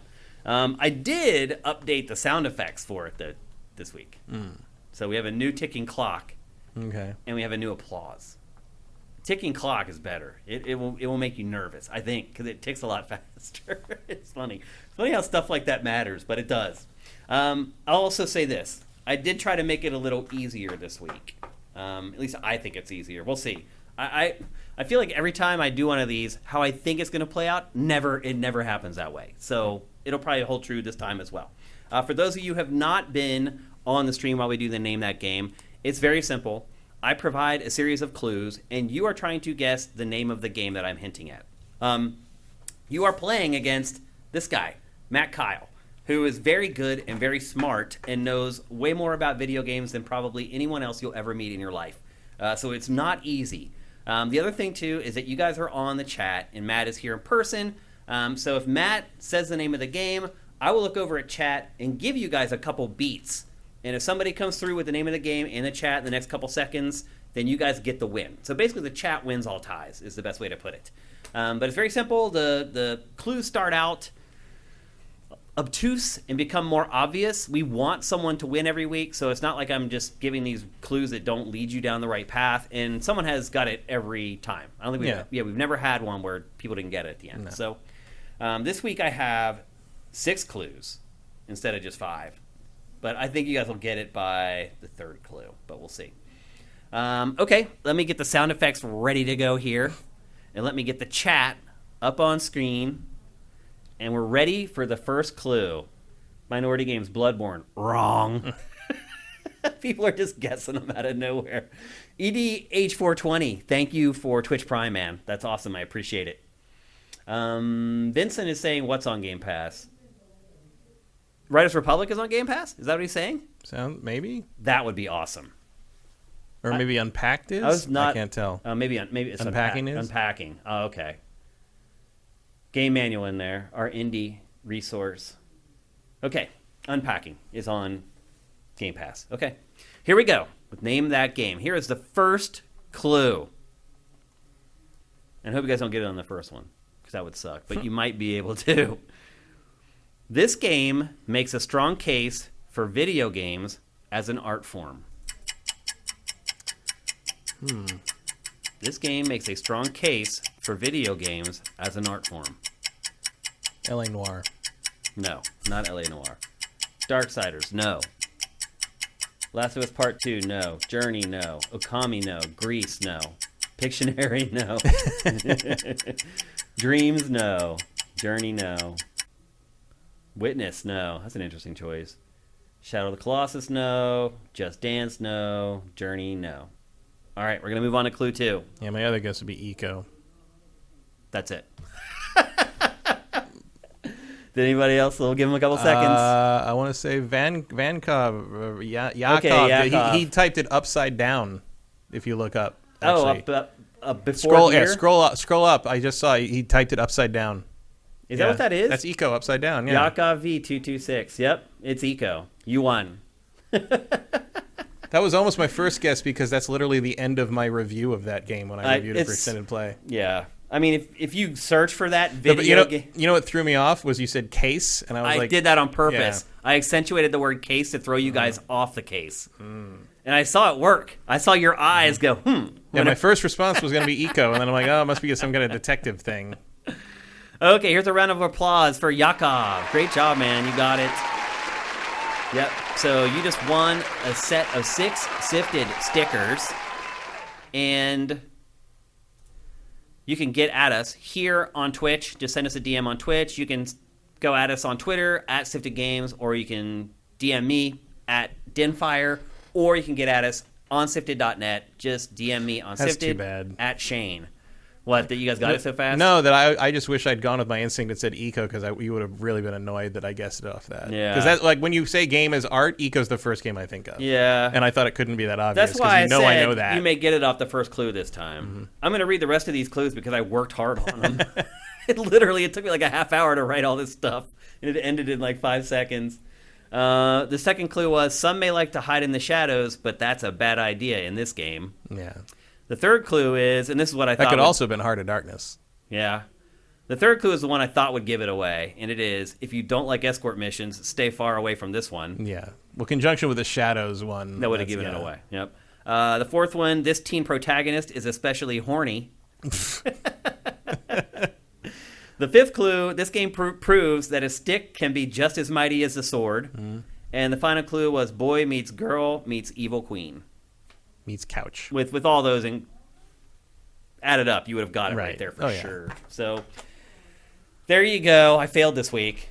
Second clue gave it away. Actually, first clue gave it away ultimately. But you didn't get to the second one. I did say that I tried to make it easier this week, and I think I succeeded in that. Where was my ticking clock? Oh, you can't hear it. They can hear it. Yeah. It was up there. Glottis021, thank you for Twitch Prime. All right, we're ready to take some questions. We'll do some Q&A. We got about 5 or 6 minutes, so we can take a couple.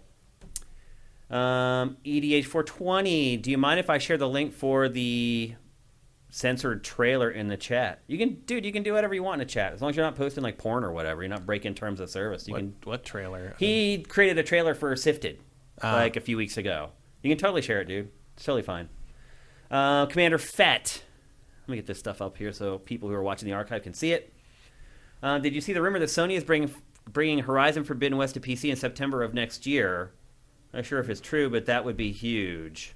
I did not see that, and I really do not believe it. That would be a big shift. I do not believe that at all. Where did you see that rumor, one, and what was the source, two? Because I do not believe that. That would make no sense whatsoever. Yeah, they're going to give that a year at least. To make its money. I would argue at least 2 years. Because it's like the PS5 just launched. I don't know where that information is coming from, but I really find it hard to believe.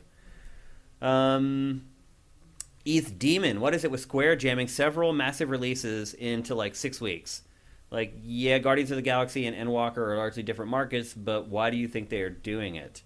Because there's not a lot of crossover between people buying Guardians of the Galaxy and Endwalker. Yeah, I mean, there's no crossover there. Those audiences are entirely different. Or, Voice of Cards, which most people don't even know came out. Right. But, I played it this week, and it's pretty good, and it's by the guy who did Nier. It's a card-driven JRPG, but it's all done like a tabletop game. Yeah, you were talking about it before we went on air today. Yeah.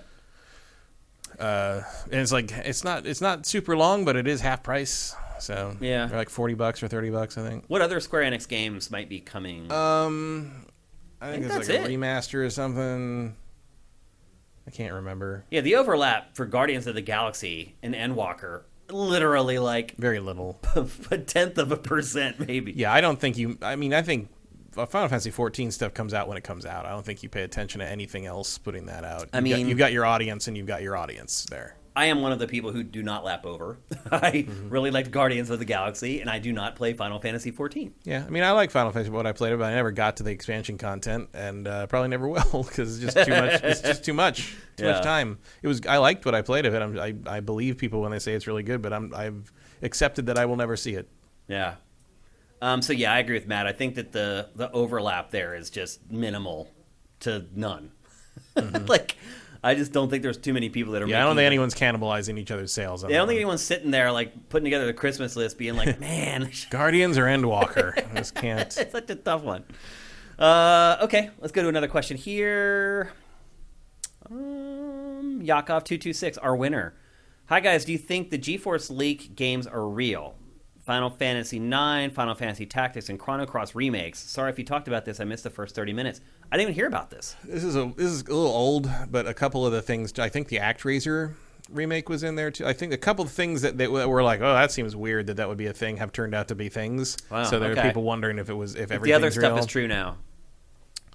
I mean, I could see remakes of FF Tactics and Chrono Cross. Absolutely. I don't have Final Fantasy IX though. I can see 9 more than the other two. Really? I mean, Tactics would just be like a remaster of War of the Lion from the PSP. Chrono Cross, I don't know if they'd ever touch again. That game's garbage. But beyond being garbage, it's one of GameSpot's 10 out of 10 reviews. Yeah, that's wrong. Soundtrack's great, but it's one of those, it's got the FMV backgrounds and you have to redo all those. Yep. or redo it fully in 3D. One or the other. Chrono Cross is a more expensive thing, especially because like Final Fantasy VII, you have the advantage that like there was a PC version. That's true. There was no PC version of Chrono Cross. Like the Final Fantasies from the PS1 era had PC version. I don't know if 9 did. I think 9 did.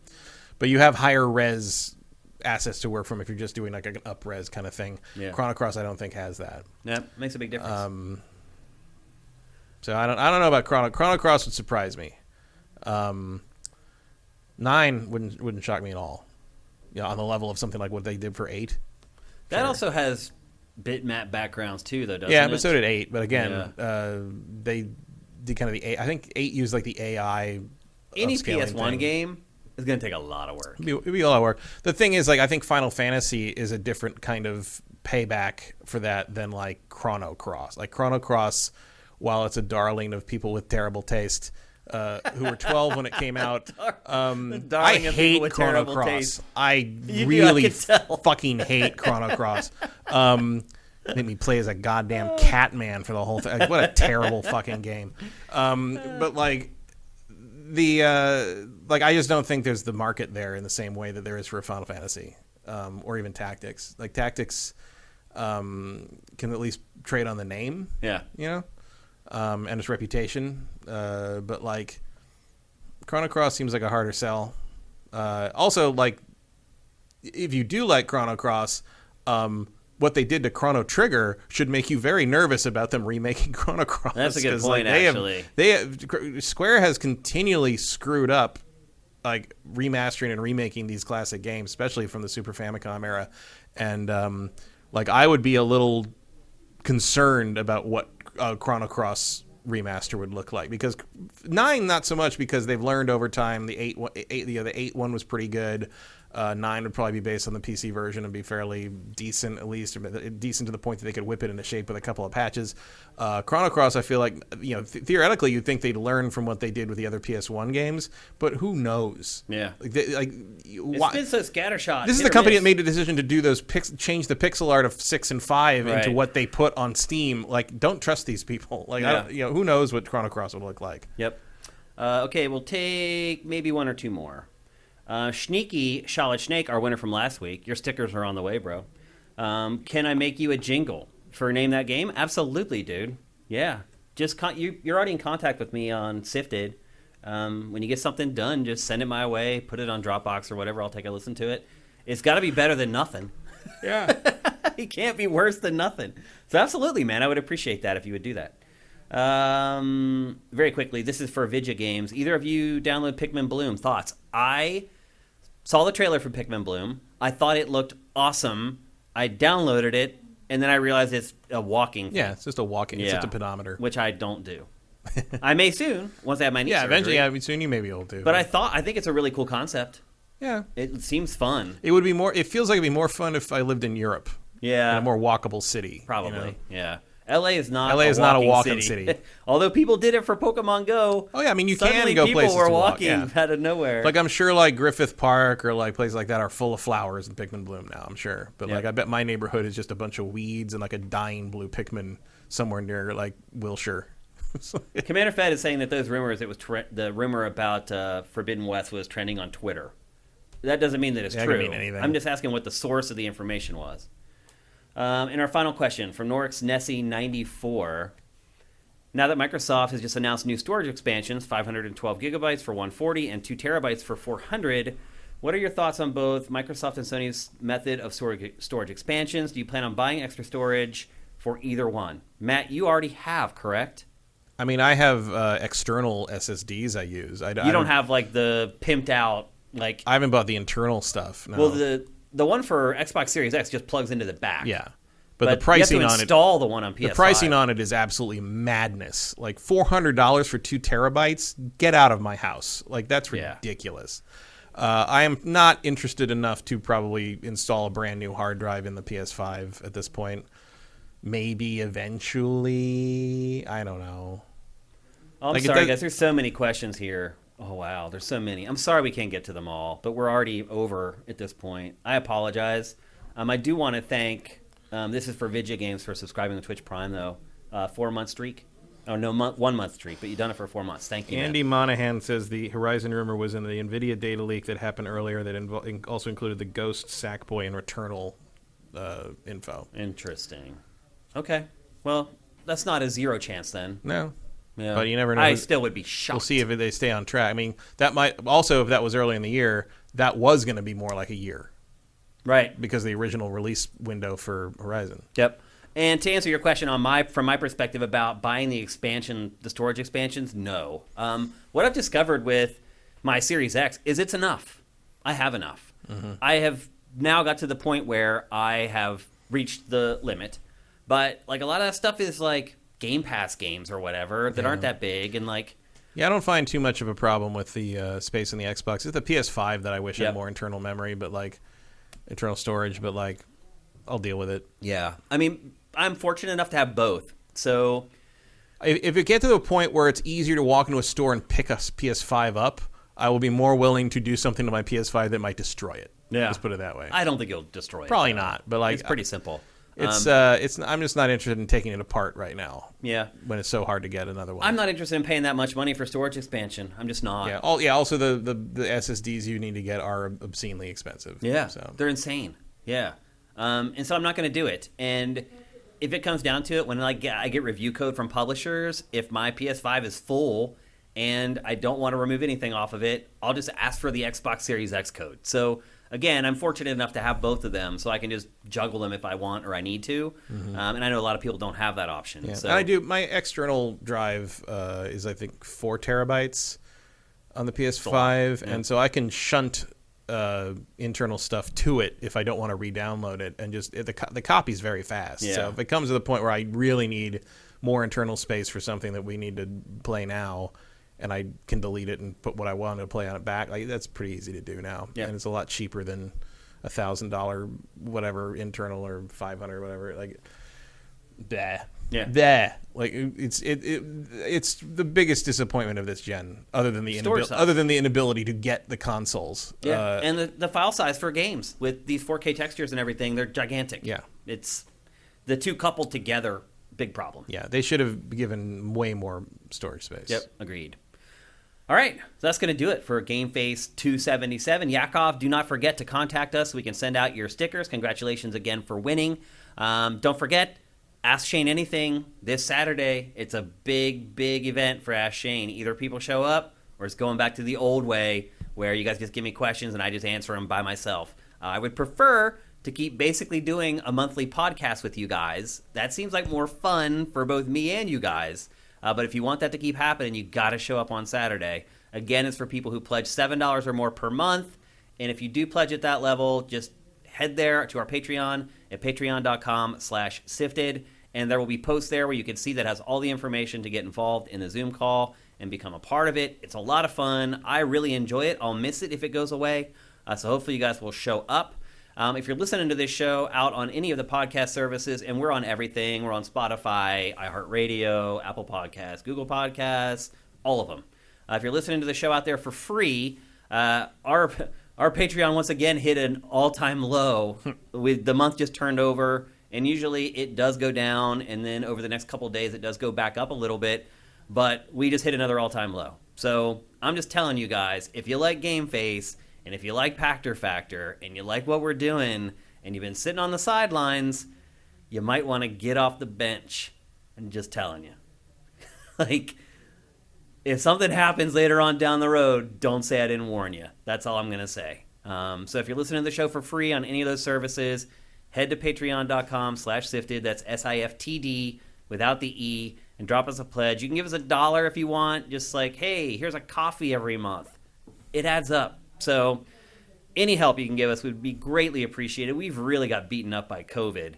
Even beyond what you're seeing on our Patreon is the other subscriber base that we have on our site. And that's really where we bled. Like, our Patreon's down a lot, but we really bled a lot of revenue from our on-site subscribers. A lot of them have really left in the last, honestly, like 6 months. It's been hard to watch people who were a part of the site from the beta, like May whatever back in 2016, leaving the site. It hurts. But It's their money. They can do what they want with it. So I'm just telling you, if you like what we're doing and you want it to continue, you got to support us. You just got to. Or it may go away. So just being honest with you guys, it's just where we're at right now, and it's just the way it is. So if you like what we're doing, now's the time to help us out if you can. And if you can't, you can always help us out with Twitch Prime. A lot of people did it on the stream today, which is awesome. It makes a big difference for us. It's free. If you are an Amazon Prime member, it's free. You can give us a free $2.50 a month for free. It costs you nothing. It's just part of your Twitch Prime or a part of your Amazon Prime subscription, and that helps a lot too, and we really appreciate that. So we don't know when we're going to be back. It might be Tuesday. It might be Wednesday. I'm going to try to accommodate Matt as well as I can. Wednesday. You can't do Wednesday at all?